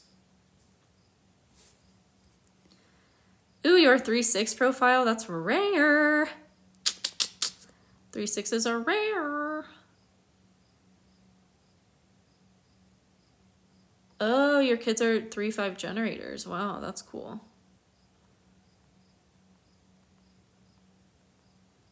Yeah, human design can be intimidating for sure, but that's why I made my ebook, because and then also the custom human design report. Like you have it, download it to your device because you have it to refer back to as you're learning more. Definitely want to start with like your strategy, no, throw that out the window. You want to start with your type. And you want to start with your authority. And maybe your profile too. But yeah, that's why I made my ebook is just everything. It's all the information. It's very simplified. It's very condensed. So that it's more of a resource, a guide to understand like the language of this stuff and what it all means. But yeah. It can be overwhelming for sure. Ooh, reflectors. I love reflectors. The site I just posted in my last, what was my last post? I don't even remember. Was it me with an astrology chart in the background?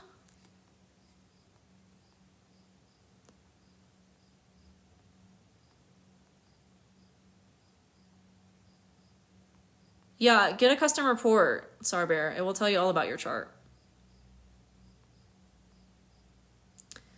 That was Astro Gold. Every single time I film a video with an astrology chart in the background, it is Astro Gold. That's the app I use.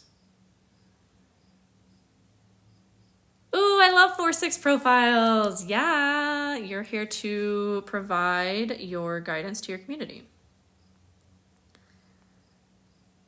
6/3 manifester. Ooh, that's super rare. Did y'all know reflectors and manifestors are the rarest types? And then the rare profile lines are 1/4, 2/5, 3/6, 4/1, 5/2, and 6/3. Those are the rare profiles and the rare types. Reflectors are literally less than 1% of the population. Reflectors benefit a lot from learning about transits, tracking the astrology transits. And most reflectors I know like use their astrology chart more than their human design chart. And then manifestors are less than 9% of the population. Super rare. Most people are projectors or generators. 4/6 is not rare, no. 4/6 is a pretty common profile. You do need your birth time to find your rising sign, yeah. Yeah, 5/1's cool.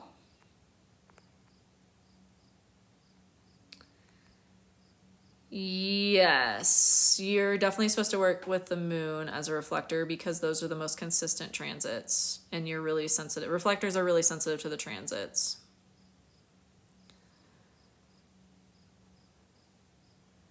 How do you find out what your human design type is? Go to astrologyhumandesign.com and get your human design chart.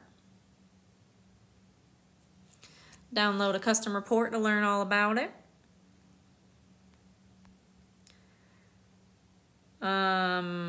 It would be Martyr Heretic, which is the 3/5 profile. It's a really magnetic one. Most celebrities are 3/5s. Woo woo, we got a fellow manifesting generator. Ooh, and a 1/3 manifester. I'm a 1/3 manifesting generator. Yeah, I think moon phases are really important for everybody, but especially for reflectors.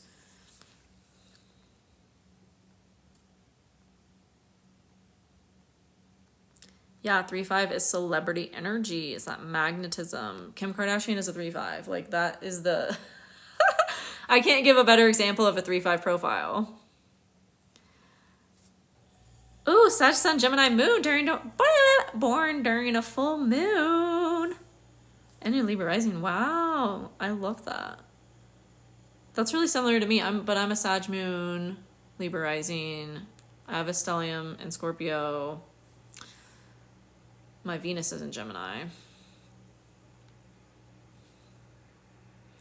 Most manifesting generators will have Sagittarius and Gemini placements somewhere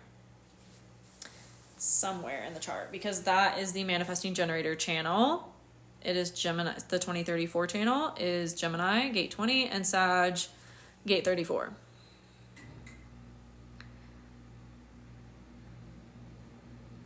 People tell you main character. Yeah, that's 3/5 profile energy.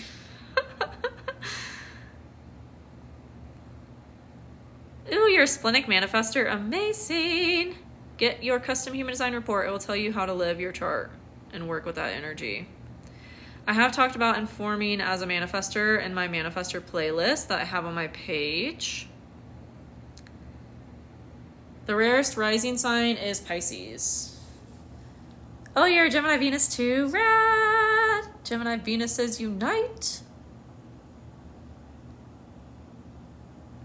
There was someone who recently joined my membership who was born like 5 days after me, and it was the coolest thing. We had almost all the same placements, except our risings were different and our moon was different. And I was like, that is so cool. Because they really have a big impact. Like those small little changes really have a big impact. Had the worst anxiety today. Yeah, we had a Uranus moon square. So the moon has been in Leo, and earlier today it was in a challenging aspect to Uranus, which was bringing that electric energy, which can feel like anxiety. There was a big momentum today. Thanks, Melanie. I appreciate you. There was big energy today to act on your joy, to do things that are more joyful. For me, it was to hang out with one of my good friends and brainstorm the cover for the book that I'm releasing that is based on my ebook. And it was just all about like fun and creation, transforming the anxious energy into something fun. Like we went and got drinks, like not alcoholic drinks, just like tea and elixirs. And then we went to Sephora so I could experiment with eyeshadow for the first time. Love Pisces risings. Yeah, they're the most rare rising sign. Thank you. The book's not released yet, but it is in the works.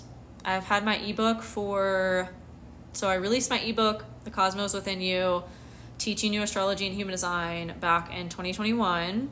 I think I released it in like August or September of 2021. And then so many people have been asking me if it's like available in a physical book for years. And I'm like, yes, it will be eventually. It will be. But I have like a very specific vision in my head of what I want the book to look like. And I'm not willing to like release it until I can figure out how to produce it like the way that I want it. So, and that's like happening now. So it is really exciting, but it's also like a big project because I have to figure out I'm like self-publishing. So, but yeah, it's happening. 2-4 manifesting generator. Hey.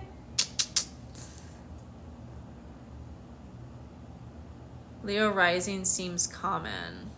Have there been a lot of Leo risings on here? No, moon, any transits happening with the moon they're gonna last a few hours and then they move on. The moon moves signs every 48 hours. So the moon was in an exact square with Uranus around 2 p.m. Pacific time, 5 p.m. Eastern time. Just in time for rush hour traffic on the East Coast. Sorry guys, that was probably real chaotic today. And then it's gone. It happens every month, but there's always different things going on. Anything involving the moon, it's not going to last long. That's why the moon is the most important to look at for like your daily moods and what's going to be a focus of your like hour to hour, day to day energy, because the moon moves the quickest.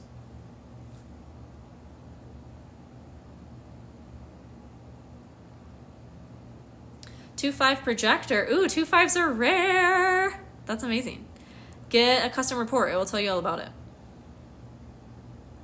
5-1 manifesting generator. Scorpio sun, Gemini moon. Taurus rising. Ooh, fun. I love Gemini moons. Do you find as you get older you relate or feel more like your moon sign? I would say it kind of calms down. I mean, that's been my experience. As I've gotten older, I just turned 30, so I'm not like, I don't have a, incredible lens on that because I'm still pretty damn young. But I would honestly feel like I have had to like compartmentalize my moon energy a little bit more when I was in my 20s. Like, oh my God, my Sag moon was living life to the fullest. We were always going on adventures. I was moving like every month or so. I was living on couches. I was living out of cars. I was like on backpacking adventures. I was climbing rocks. I was like skiing like crazy. I was traveling to ski. I was traveling a lot in the last like year or two. But my progressed moon has been in Capricorn, so I've kind of had like to set some structure and foundation to that energy the last 2 years. So I think it depends on what your moon sign is, where it is in your chart, and what your progressed moon is doing. Sag placements are a vibe. Yeah, I agree. I agree. They are a vibe. I feel so much more Aquarius energy at 46. I wonder if you're progressed, if you have anything that has progressed into Aquarius. Because that's really like the astrology of aging, is your progressed chart.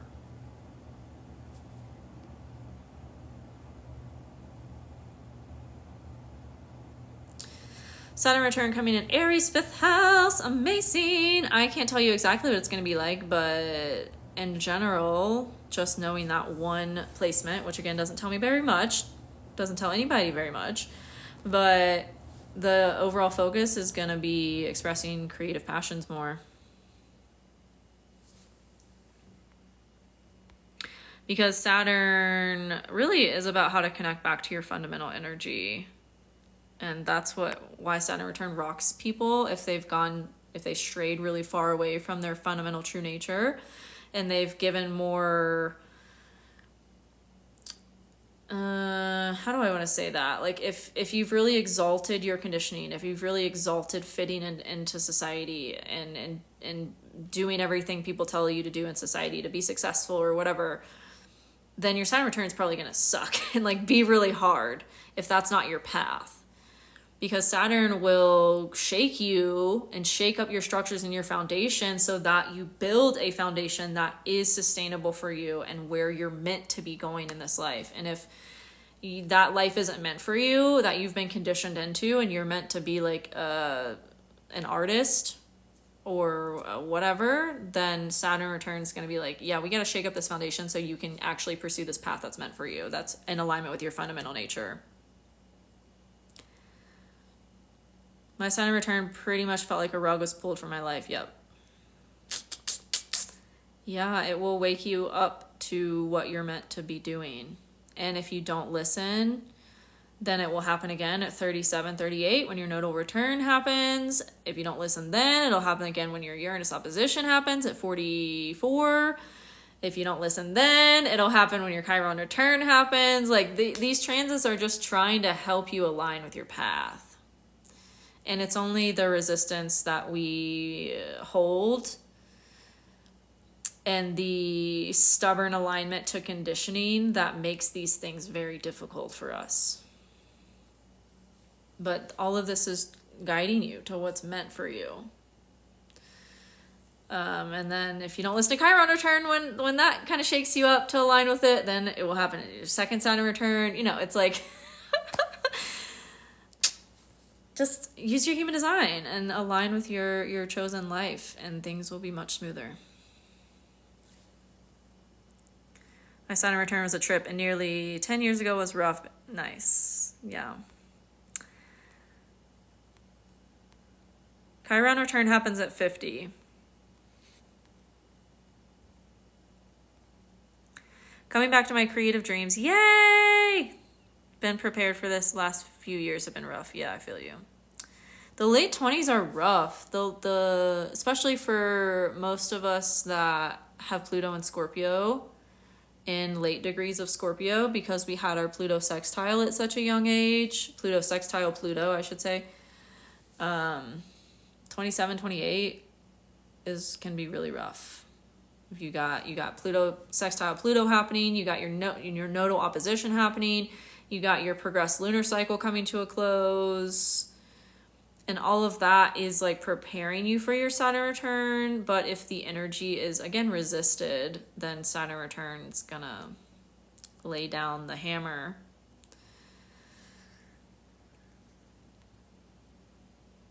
How do I know all this stuff?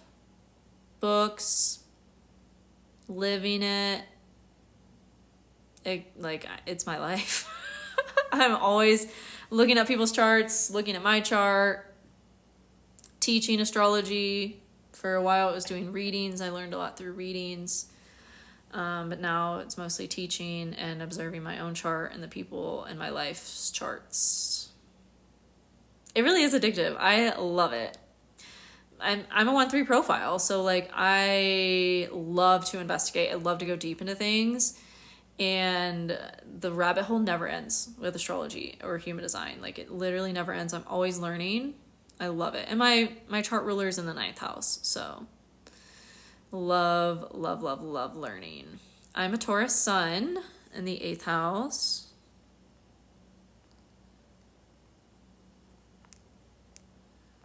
Pisces rising, whoop whoop. That's rare. Gemini Venus married to a Virgo Venus. Interesting.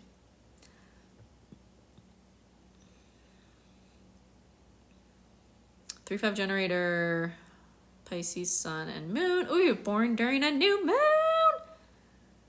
My rising is Libra. Libra rising, Taurus sun, Sag moon. Venus and Gemini is my chart ruler. Mercury in Taurus, got Mars in Aries, Saturn in Pisces, Jupiter North Node, and Pluto in Scorpio. That's like my whole chart, I think, besides Uranus and Neptune.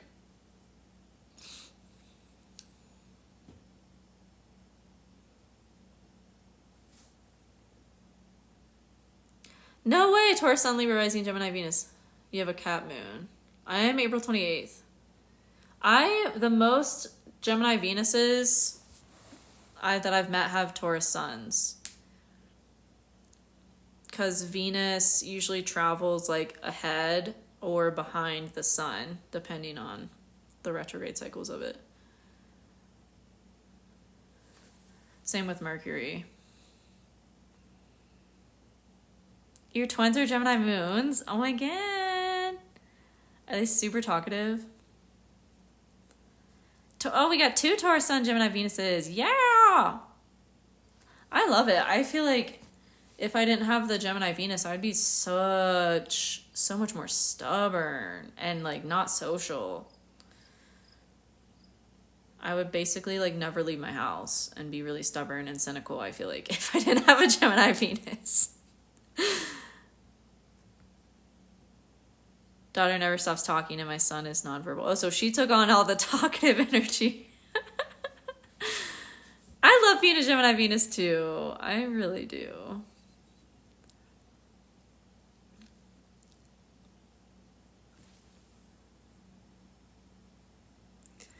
Yeah, yeah.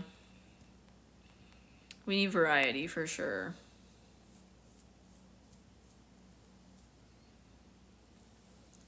Yeah, that's definitely Gemini energy. It will change in a second.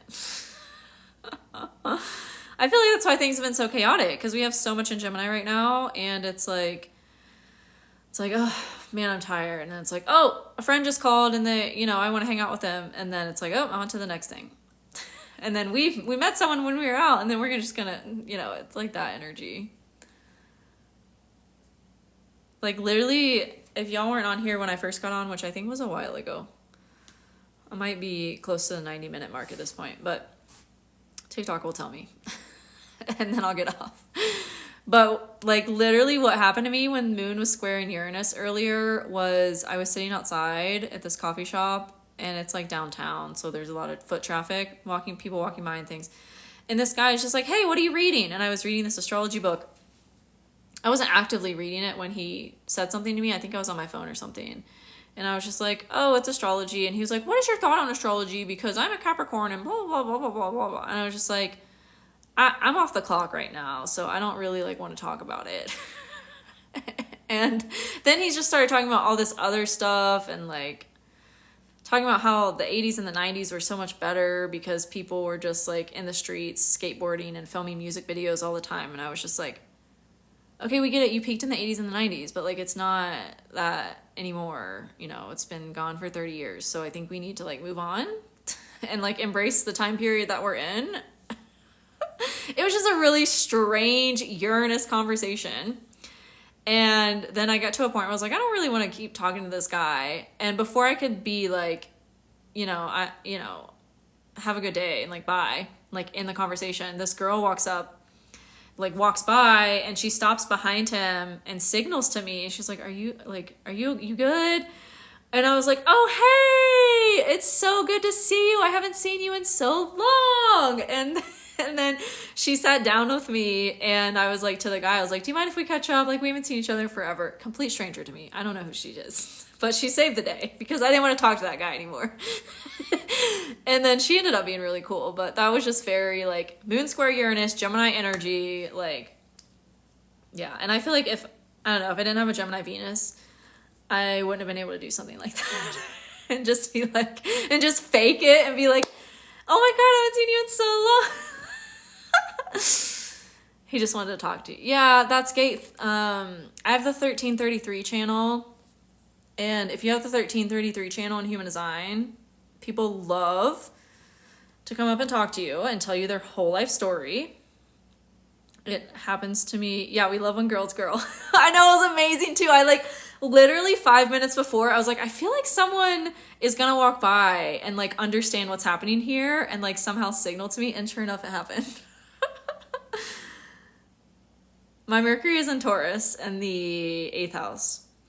But so I have the 1333 channel, and the 1333 channel is like I think it's literally called the Keeper. Oh no, it's called the Prodigal, but it's also like a keeper of secrets, and like called the Historian channel because it keeps people's secrets, and people will like literally just unload on people with this channel. People come up to me in stores all the time and ask where things are. Oh my God. Yeah, I feel that. That's like, that happens to me too, but I think it's because my Mars is in Aries, and whenever I'm anywhere, like I'm on my business, and I like know what I'm there to do and get, and like then I'm straight to the checkout. Like I don't linger at the grocery store. I know where everything is, and I'm there to get it. And then that energy like signals to people somehow that I'm like an authority, and they're like, oh, you work here? Like, where? I'm like, I do not work here. Oh, that's awesome.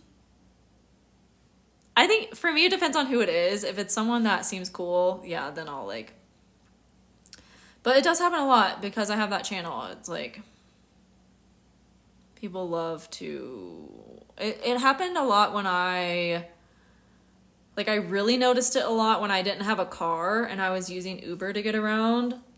All of my Uber drivers, every time, would be like, oh, this happened to me, and like, this is my life story, and like, I moved here from, wherever, and I'm just like, this is like an 8-minute Uber ride.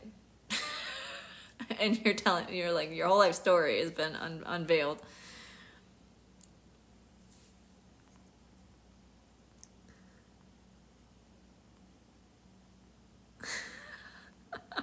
I was very over the conversation. Oh yeah, Gemini are very quick on their feet, for sure. It's that Mercury energy. It's like, oh, shift. I would say that about air signs in general, besides Aquarius, because they're fixed air.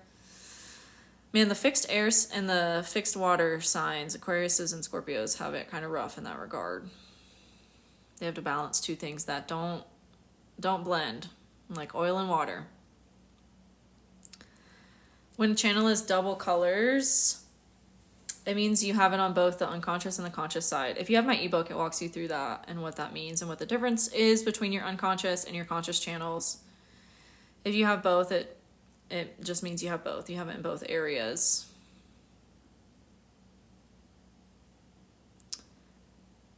Virgo, Sun, Venus, and Gemini, Mars. Ooh, that's fun. Mars and Gemini people are fun.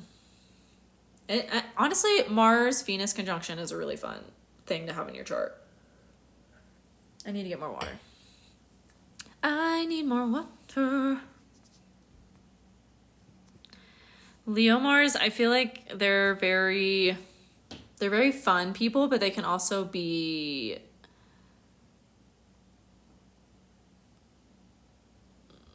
like there's no space for anyone else. From my experience. It is until it comes to romance. Yeah. There was this guy that I was kind of seeing, and he had Venus and Mars together. And I was like, I don't know. It's very hot, cold energy. But when you know, like, it just wasn't meant to be.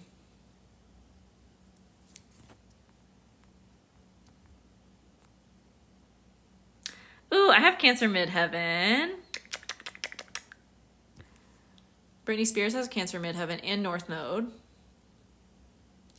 I did a deep dive into Britney Spears' chart in a couple of my classes in my Become an Astrologer course because she's such a great example of like transits and also like that North Node, South Node energy because she has her, that's wild. I have her chart literally memorized. I mean, I like kind of have a photographic memory so I can like see it. I'm not just reciting it. I can like see it in my mind because I've looked at it so many times. But she's a Libra rising. She has Pluto and Saturn in Libra. She has her South Node in Capricorn and her Venus is in Capricorn on her South Node. So this is why Britney Spears has experienced such like trauma around her family and like that they've like controlled her money. South Node in her 4th house in Capricorn with Venus. Yeah. And then she has her moon in Aquarius 5th house. She has like a Sag stellium in her 3rd house. So she's literally just here to like freely express herself, but she has these like karmic restrictions on her literal self. Like I think she has Saturn on her ascendant or something like that. Or I can't remember exactly. People should hand over their chart upon meeting. Yeah, but then I would get all analytical and I wouldn't get to know the person actually.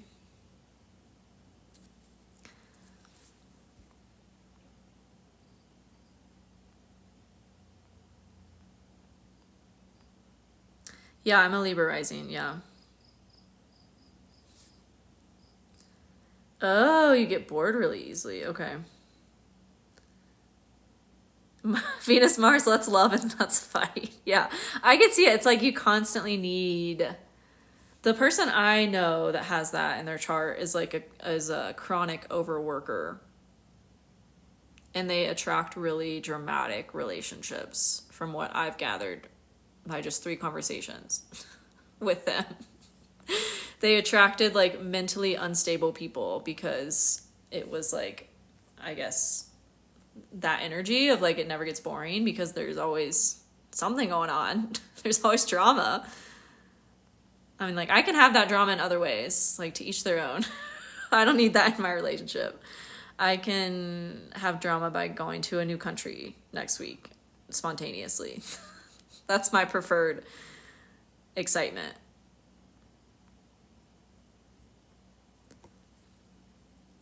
Have you noticed this trend when traditional astrologers bully concepts?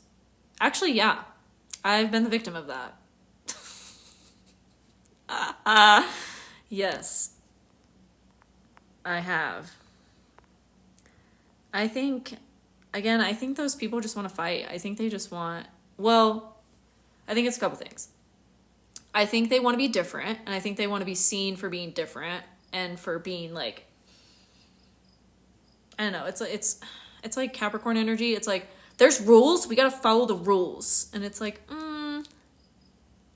yeah, I don't think that, everyone should follow the same rules. Like, I think you should pick what rules you want to follow, but I don't think you should be mad at people for not picking the rules you picked.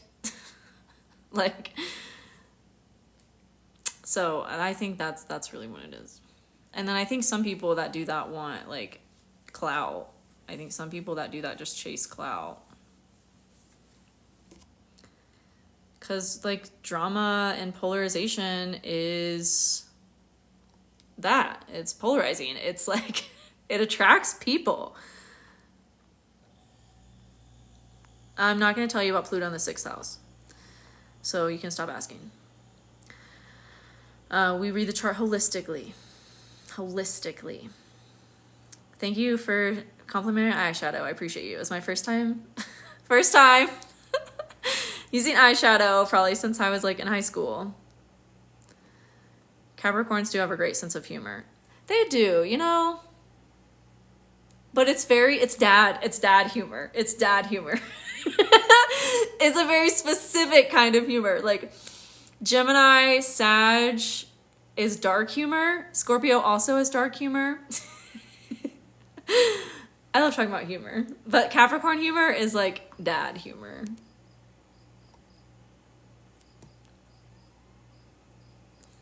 You must have had a bad experience with Capricorns. No, I haven't. I don't really even know that many. But I think they're just very... If they don't have anything else in their chart that would kind of shift this energy, they can be very like strict with the rules. Yeah, it's not free. Yeah, exactly. I think astrologers should support each other too. Like, I don't get the, and this is literally what I've made videos about these people that have made videos about me saying this bullshit. I'm just like, I don't think we should be like, there shouldn't be a polarization here. There should be like, yes, this is valid, and it shouldn't be, that's inaccurate. This is like, y'all know about that. I don't think that's a very healthy way to go about this conversation. I think we should be like, yes, and also, what about this? But again, I think that's very like Capricorn energy. Like Capricorn is a cardinal earth sign. They lead with what is like solid, with what is like rule. They love rules and structure and systems, and like they lead with that energy. Dry humor, yeah. It's very dad humor. I love numerology. I have a class in my membership on the numerology of astrology and like using numerology and with transits. I did that at the beginning of the year because we're in a Saturn year. Last year was a Neptune year. This year's a Saturn year. So it's all about cultivating discipline with what structure and foundations you're building for yourself. And that also can show up differently depending on what your life path number is. So I have a whole class on that in my membership.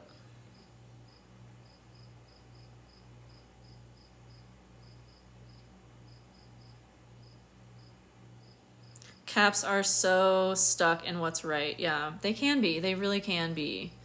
Like, this is how it is. This is like, I mean, same with Virgos, right? We were just talking about how Virgos can have that energy too. I mean, all earth signs, like that's earth energy. Like earth is like, no, when it's springtime, this is what happens. When it's summertime, this is what, like, that's how the earth is.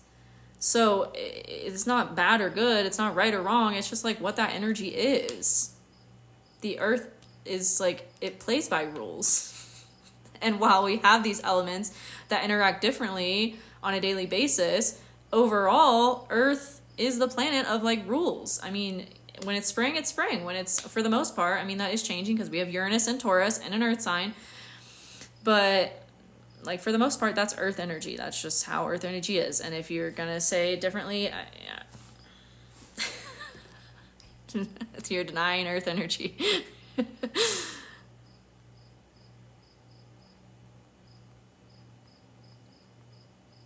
Yeah, I said I wasn't going to tell you about Pluto in the 6th house. I mean, it's all a cheat code to life. Like, it's just, it all says the same shit. It just depends on how, like, what you want to use to divinate. It's all a divination tool to understand more about yourself, your life, and your soul. But, like, whether it's cardology, whether it's tarot, whether it, you know, they're all just a different lens, whether it's gene keys or numerology or... there's like so many sects of numerology too. Like someone was just telling me about, I don't remember, like tantric numerology, I think is what it was called. Like there are so many different systems and they all are just different lenses to look at, different lenses, different ways to look at the same thing. My Pisces could never. I'm Taurus and I can get fixed, but my ex had a cap stellium and was so rigid. Yeah, literally. They're like, I wake up every day at 5 a.m. and at 5:15 a.m. I meditate, and it's like, obviously we're generalizing here, okay? Obviously there's more to anyone than just their sun sign, but that is like Capricorn energy. I'm a life path 1. Which I just was told through the lens of tantric numerology represents the soul. So there's so many different, the learning will never end. I love it. It's a Saturn year, yeah. So yeah, everything has numerology to it. Even like your name has numerology to it. So 2024 adds up to 8. This is what I teach in my class on numerology in my membership, is how each number is connected to a different planet. And 8 is the planet of Saturn, or the number of Saturn, and we're in an 8 year because 2024 adds up to 8. So this year is a Saturn year. Last year was a Neptune year because last year was a 7 year, and 7 is the number of Neptune. And then 9 is connected to Mars, so next year will be a Mars year.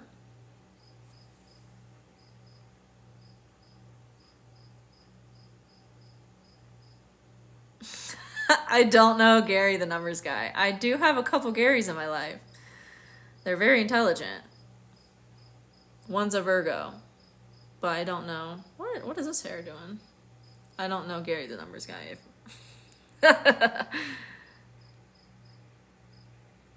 Yeah, I think next year is gonna be wild, but I'm not talking about it until it gets closer because we gotta get through August 1st. We gotta get through August 1st, but I have been like weary of 2025 since like 2021.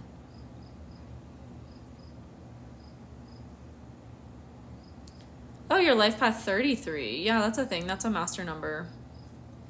The master numbers are 11, 22, and 33.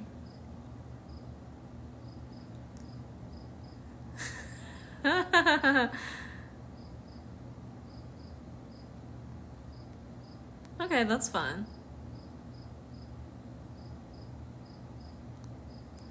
Sun is in Leo, moon is in Cancer. Oh my god, that's my good friend! I mean, everyone has all the elements in your chart. It's just wherever you have that. Like, okay. Here's a secret to astrology. You have all 12 signs in your chart, and they all show up differently based on what area of life you have them in, what house they are ruling. So we're talking about Capricorn energy. Capricorn likes rules and structures and things to like be how they are and stay that way. Capricorn rules my 4th house. So that's how I am with my home. Everything in my home has a place. It's super organized. It's always super clean because I keep it this way because I like things where they are and I like them to be there at all times when I'm not using them. So I am Capricorn energy in my home because I have Capricorn in my 4th house, and your 4th house is your literal home in your chart. So the houses are the areas of life in your physical world. They are your literal areas of life. So you have a sign in every single area. And that tells you how you show up in that area with that sign's energy. That is a secret to astrology.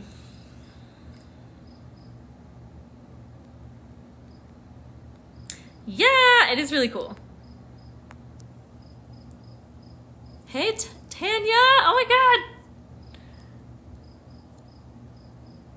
What does it mean when your sun, rising, and north node are conjunct? I don't know. Depends on what else is going on in your chart. If you're a rookie when it comes to astrology, get my ebook. It will teach you all about astrology and how to read your chart in a very simple and straightforward way. And then if you want to go deeper, take my course, teach you astrology. Yeah. We don't generalize placements here. Nah. I teach you how to read your chart.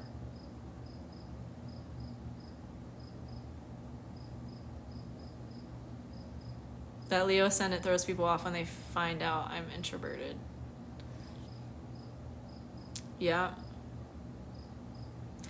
No one is just one thing.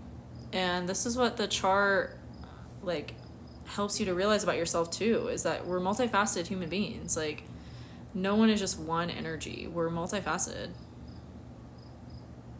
That was a very aggressive finger pointing. Yes, my knowledge and expertise is valuable and I charge money for it because this is my living.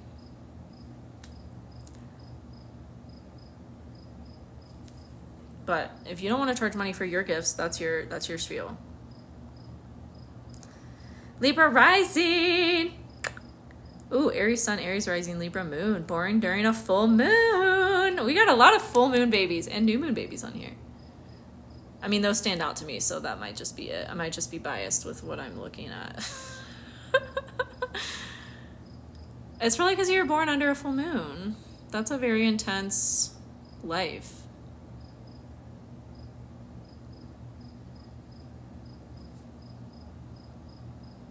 Oh, we got a bunch of 3 6s. Love it. Leo rising, Sag moon, Aqua sun. That's a fun combo. I love that. I'm a Sag moon, but a Taurus sun and Libra rising. Taurus sun, Sag moon, Libra rising. Ooh, we got a lot of Sag risings too. Love it. Cancer rising. Ooh, another full moon baby. Another full moon baby. We got a lot of Sag energy and Libra energy. I love it. Love it. 6-2 emotional projector. Amazing.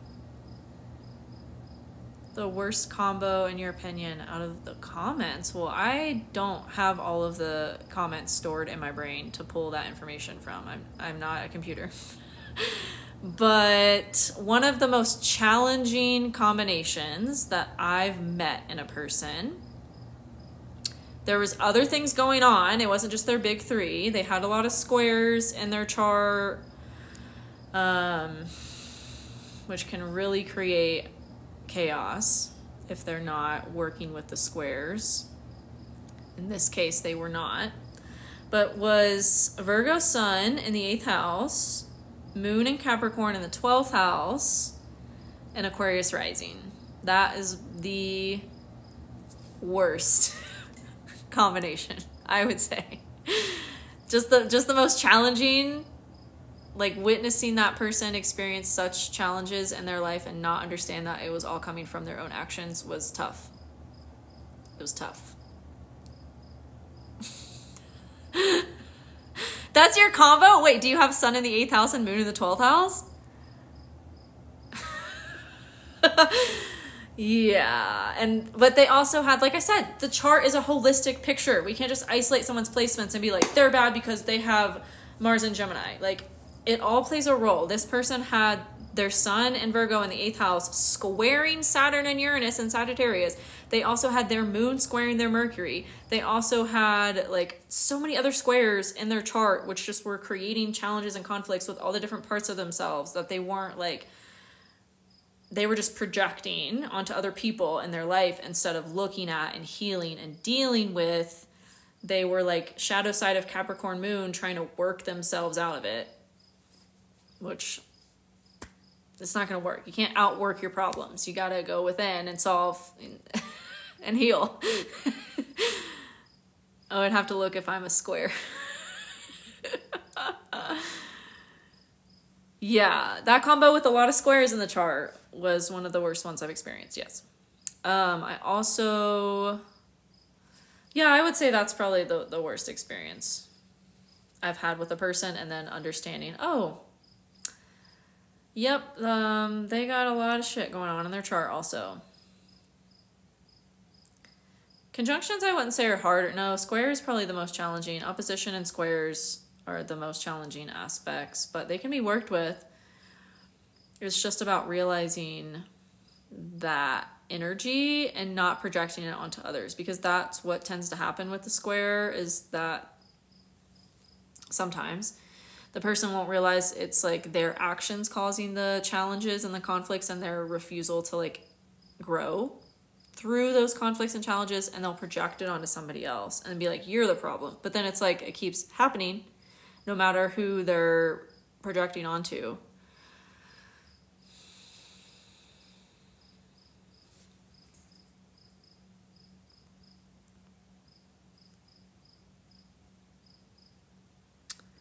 The best app for charts is Astro Gold.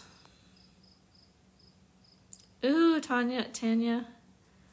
is Aqua Sun, Cat Moon, Pisces rising. Oh, I love that. The Pisces brings like this intuitive, creative side to that energy.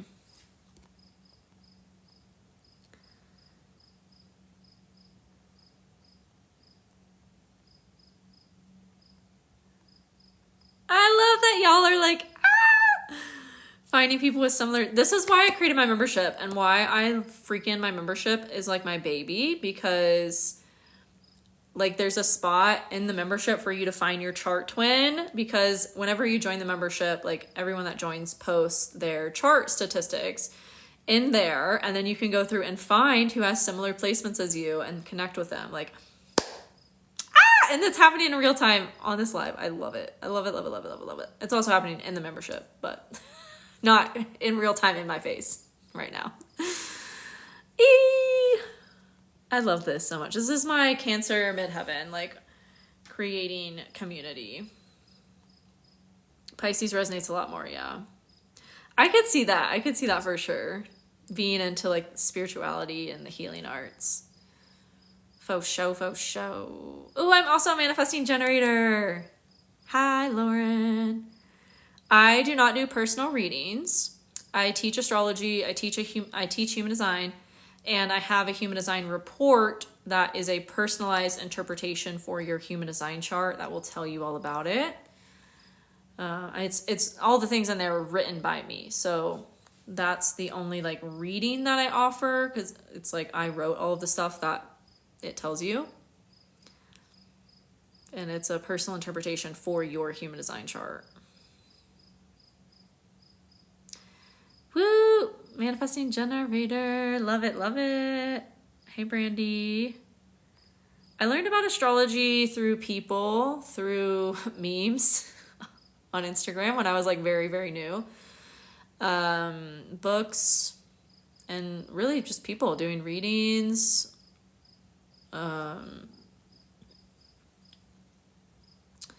Analyzing everybody in my life's charts. Books.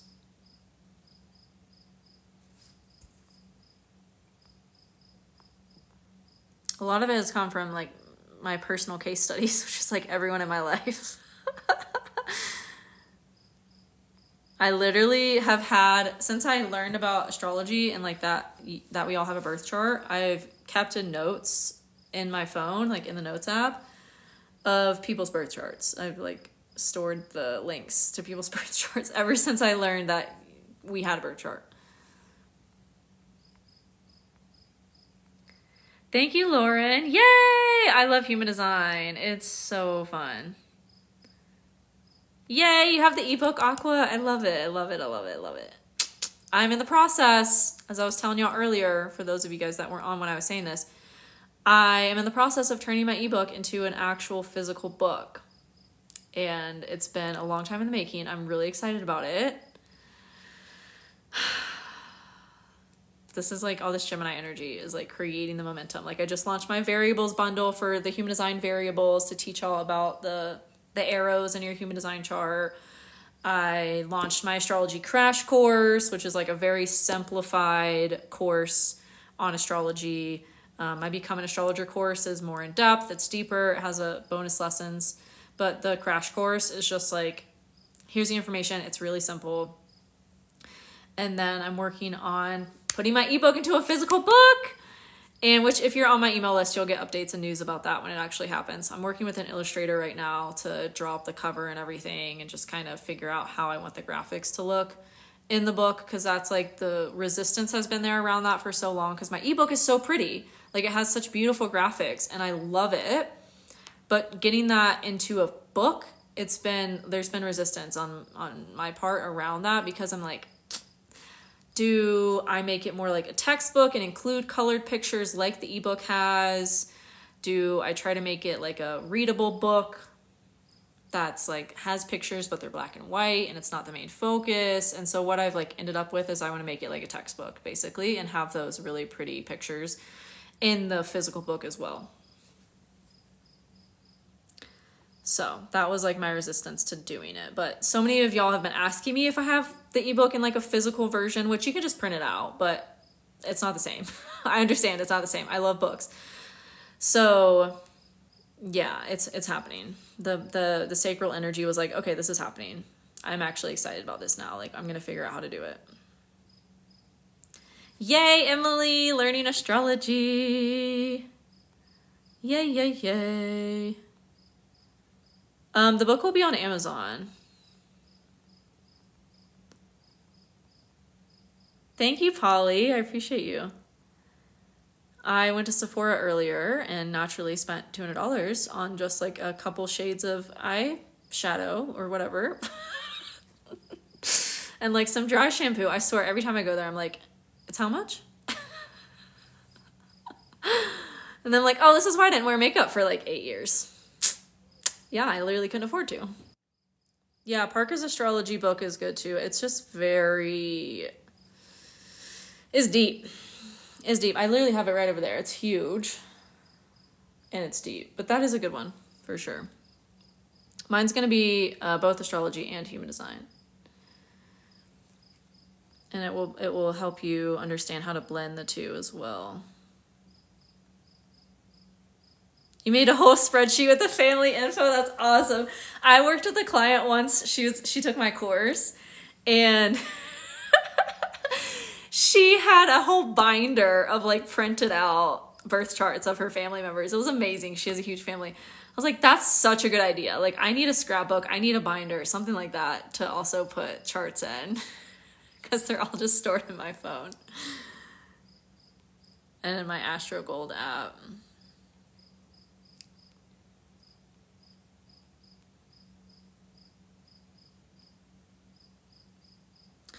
How has learning about my chart impacted my life? I mean, how much time do you have? Like, I feel like it's helped me to understand everything that I've been through, everything that's like happened to me, everything that life has taught me. It's literally helped me to understand and attribute meaning to like everything in my life. And understand the timing of my life better too. Like, oh, I'm feeling called to create. I like literally had to take a year off basically. Like, I was still creating content on TikTok, but from 2020 basically, from 2020 until 2023, I just worked. I was doing readings. I made my ebook. I came out with a couple other ebooks. I was constantly making changes to my ebook and like improving it, making it better. I made my courses. My courses have over maybe 15 to 20 hours of material. All of my courses, 15 to 20 hours of material. So I was making those. I was teaching classes that are in my membership. I was building the membership. I was building TikTok. I was building my podcast. I was just work. And the past year, since Jupiter went into Taurus and I started my Saturn return in the 6th house, it's been about resting and taking care of my physical health and my body and having more of a work-life balance, and establishing like a home for myself, which I didn't have for so long. When I was building this business, I was mostly living out of cars, like on couches, renting rooms from people. I didn't have like a home of my own.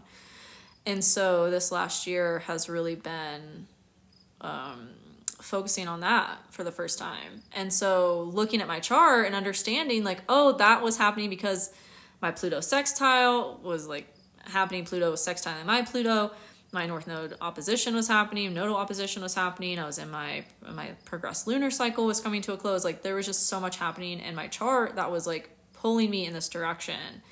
And to have that understanding has been so helpful, because it's like, oh, there's nothing wrong with me for wanting to slow down working so much. It's just the time period I'm in right now. And it's changing. It's literally changed with Jupiter moving into Gemini. There's, the momentum has come back. So that's just really helped me to understand my own timing. And then that's astrology. We haven't even got into human design.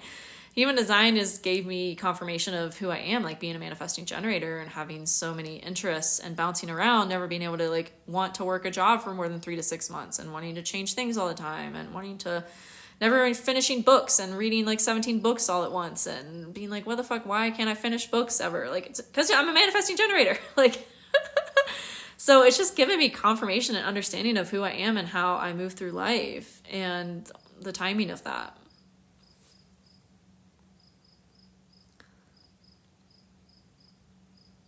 I feel like a textbook style fits for you as you have so much knowledge. Yeah, thanks. I agree. It needs to be like a text, like reference book for sure.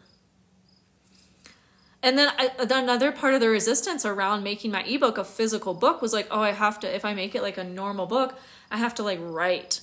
I have to write.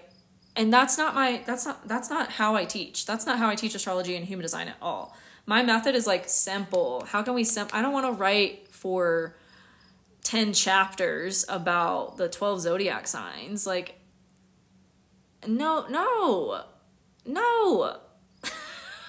My whole MO is simplifying it. So yeah, it definitely makes sense to have that. And it just all clicked together. Like it all just clicked together. And this is what I talk about all the time of like your astrological timing happens for a reason. It's all going to click together and come together when it does for a reason. And your authority is guiding you there as well. Like just following, for me, it's just following my excitement. And that's going to lead me to this clarity of like, oh, I want to do it this way. And now's the time to do it. But if I had like tried to act on this, like the sacral energy just wasn't there to make the book a real thing like 2 years ago when I wanted to. And that it's all happened for a reason. I had to like meet this person so that they would offer to illustrate my book. And then I, had to have this clarity of like, it's all divine. And now the sacral authority is telling me, yes, like we're actually excited about doing this now. Like, and so I would have, if I tried to like force it earlier and I wasn't listening to my human design, I would have caused so much frustration and burnout on myself for trying to force something that I wasn't truly excited to do. Thank you. I love my ebook so much. It is like really pretty, and my Libra rising just loves making things pretty. I love making things pretty, so I'm glad y'all enjoy it too.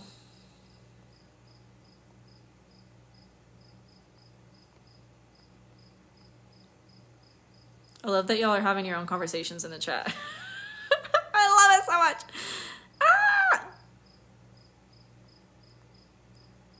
Thank you, Rizzy Glizzy. I love that name. That's freaking awesome.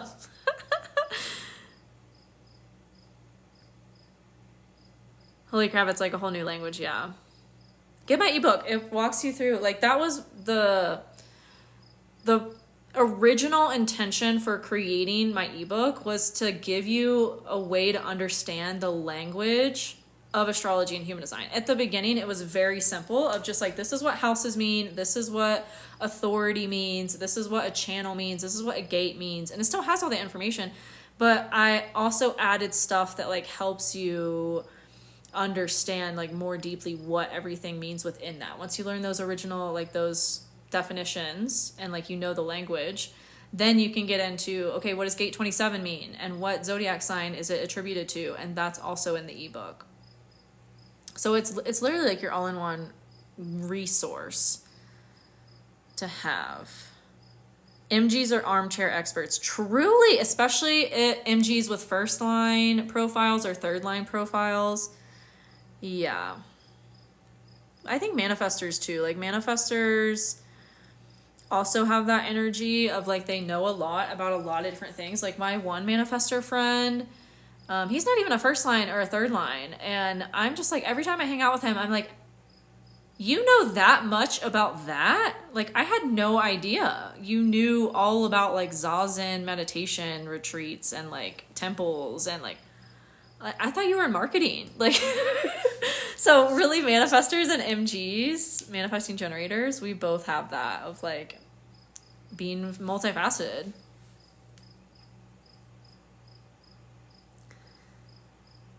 You can do anytime you don't know someone's birth time and you want to look at how your charts intersect, which I have a class in my membership on this reading astrology synastry, like reading relationship charts in astrology and in human design. I have a class on both in my membership. But if you don't know their birth time, just use noon. And then you can see how their personal planets affect yours. But you can't really trust the houses with that birth chart for them. You can't trust what their houses say because you don't have a right rising, which is where the time comes in. That's what is why your time is important, because it creates your rising sign, which creates your chart, the houses. Your ebook is literally the only human design astrology stuff I've been able to understand in written form. Oh my God, thank you! Yay! That makes me so happy to hear, because that's why I created it. And yeah, everything else I've read about human design, I'm like, it gives me the ick. It gives me the ick. So I'm like, this makes no sense. What are you even saying? And then people are renaming everything, and it's so confusing. And I'm just, can we just like stay simple and streamlined, please? But anyways, yeah. Thank you, Tanya. I appreciate you. Bye, Julia. I like Cafe Astrology for like ephemerises. Like if I don't have my ephemeris book near me, I'll use Cafe Astrology to see how planets are moving.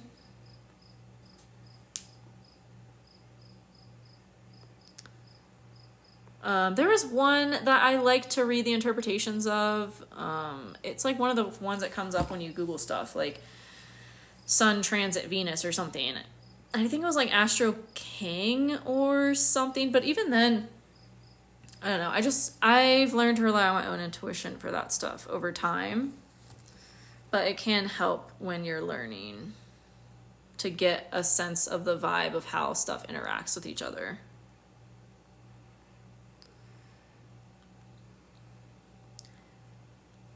There is so much to know. I'm always learning, always curious. Yeah. Yes, you gotta get the ebook. You're so welcome, Kate. Thanks for joining. I do not drink from the sink. I think that's our personal preference. But in America, there's a lot of fluoride and chlorine in the water. And I personally don't want that in my body. So I buy spring water. Yay! Enjoy the ebook. I'm excited to hear how you love it.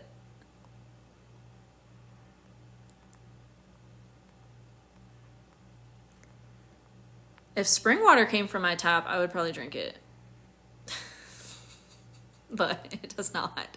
It's like city cleaned water from the city cleaned water. I don't know. I don't even know where it comes from. The city cleaned it. But I think where I live in Colorado, the water is pretty considered clean generally in terms of the U.S. Like where I'm from, I don't know how we got on this. I'm just responding to this question about the drinking from the sink. Where I'm from in North Carolina, the water just tasted like pool water out of the sink. So you definitely don't want to be drinking that. Yeah, I think in Colorado it comes from reservoirs.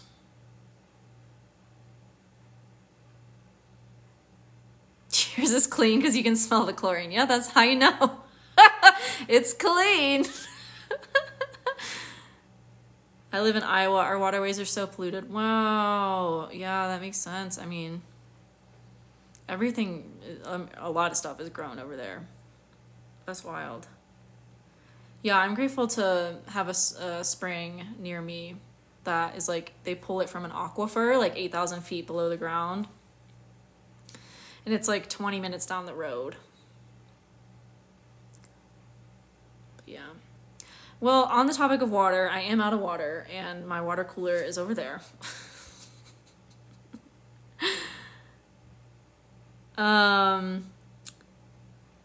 Yeah, I talked about astrocartography. I've been talking about that a lot recently. I think it was maybe on a recent live that I did. I have a class on it in my membership too, which will walk you through like the different planet lines, what they mean, and what they mean when they're on different angles. So when you look up your astrocartography chart, you'll see like Pluto MC, Pluto AC, Pluto IC, and they all mean just something different. And that's what I walk you through in the class on astrocartography I have in my membership. I did that like a few months ago, I think. And yeah, it lives in there. yeah, I live on my moon line right now. So that's one of my favorite lines that I've been on. Also really loved Venus line. I haven't been to my Jupiter line, I don't think. But I love living on my moon line, and I love traveling to my Venus and Jupiter and Mercury lines and sun line also. But yeah, Mercury, yeah, I think it depends on your chart too. You have to apply your chart to it because like my sun and Mercury are in the 8th house. So sometimes if I'm on my sun and Mercury lines, it can be like really dark, deep energy, 8th house. But like I said, I prefer to live on my moon line because my moon's in the 3rd house, and in my relocation chart where I'm at, my moon's in the 4th house actually. So it's very homey for me to be on my moon line here. And then my Venus is in the 9th house. So I love traveling 9th house to my Venus line. And I feel like I may have lived on my Jupiter line. It's not one I remember living on or being at. But yeah, I definitely feel the energetic difference for sure. Because when I travel to my Saturn line, I fucking hate it. I don't like it. I don't like it at all. But yeah, that's what I'll say on astrocartography. If you want to learn more about astrocartography from me, there's a class on it in my membership. You can get to my membership from my profile, the store that's in my profile. My membership is one of the link options in there. So yeah, this was so fun, y'all. Thanks for hopping on. Thanks for joining and hanging with me. I appreciate you. And I will see you again soon. Yes, come join the membership. All right, see you later. Bye. Love you.